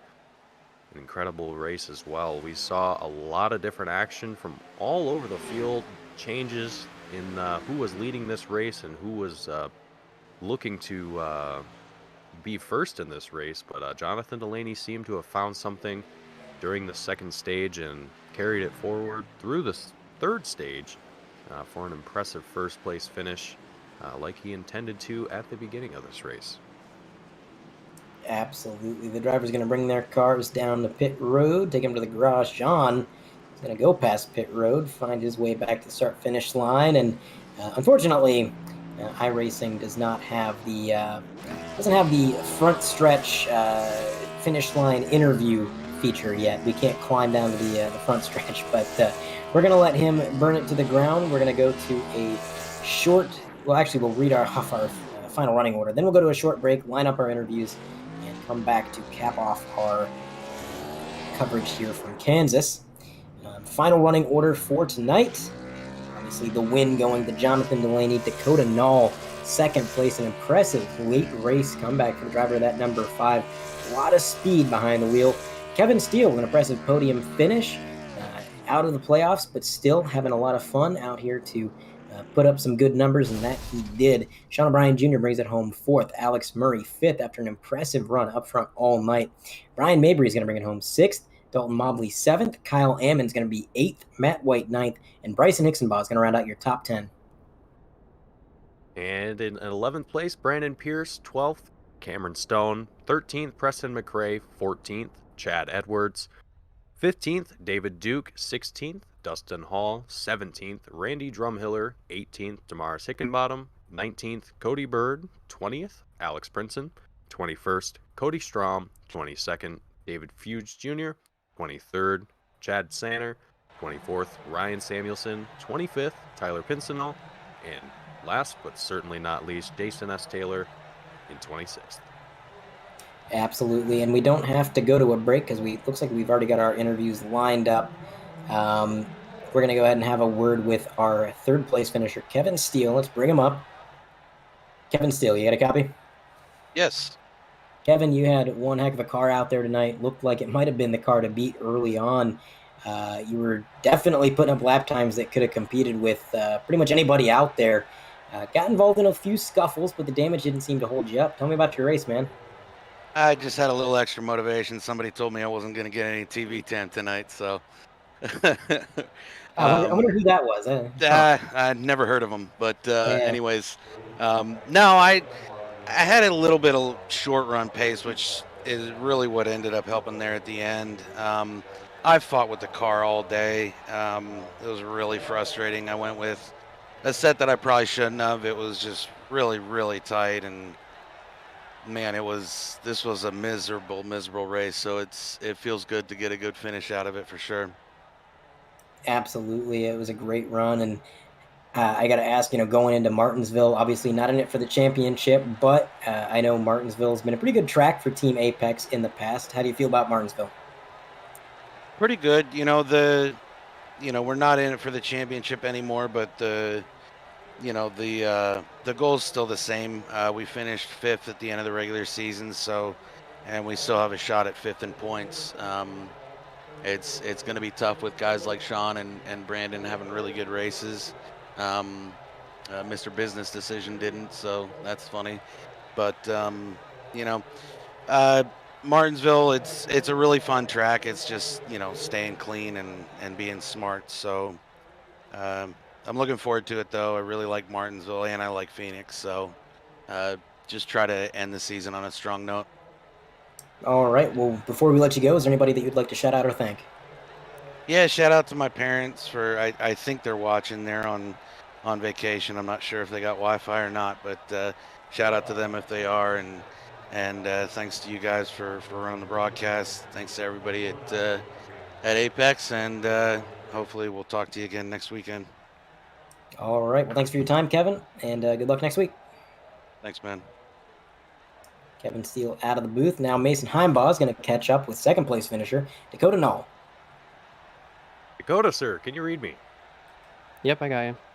Dakota, I've not had a word with you yet this season, as I've been told that you were driver in last season, so it was exciting to get to watch that number 5 machine come out here today and just put on a very impressive performance. I'm very curious to know, Dakota, what was kind of your plan going into today? We kind of saw you in the middle of the field for a little while, and just slowly but surely you progressed your way up to second place and held it there for quite some time. Yeah, I was just trying to hopefully finish the top 10, just stay out of people's way, not getting any trouble. And I seemed to get some luck there at the end with people running at each other. And I really had good speed in open air, and I think that helped out being up front at the end there. Yeah, absolutely. That number 5, it definitely seemed like it had a very good speed going through the track today. Now I gotta ask you, having the number 9 of Jonathan Delaney in front of you on that last restart there in stage 3, what was kind of your plan to maybe try and put a little pressure on Jonathan, or what was kind of going through your head when that happened?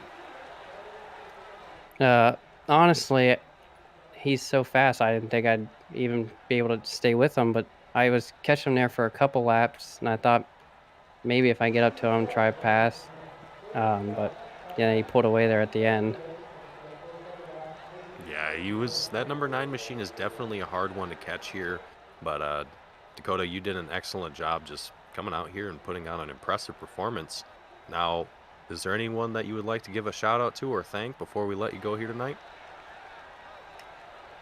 Yeah, a shout out to my racing team Radius and my sponsor, the Racing Experts, and also my family for watching. Thanks for that. Awesome, Dakota. Thank you for coming up and talking with us in the booth. It was a pleasure watching you race, and good luck to you in your future endeavors, and hopefully get to see you again in another one. Yeah, hopefully. Thanks for the interview.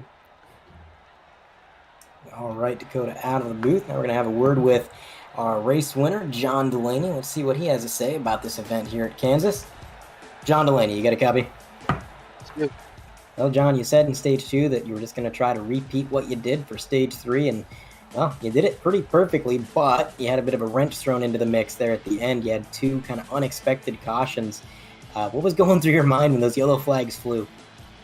I definitely wasn't happy. I really wasn't. The restart before all the cautions came out, I was able to break the draft, and I was just able to kind of pull away, run my race, and caution came out. I was a little mad, but I knew I had a good enough car, short run car, to stay out in the lead, and that I was able to break the draft both times, so I was pretty happy about that. But definitely, like I said, threw a wrench into the race for sure.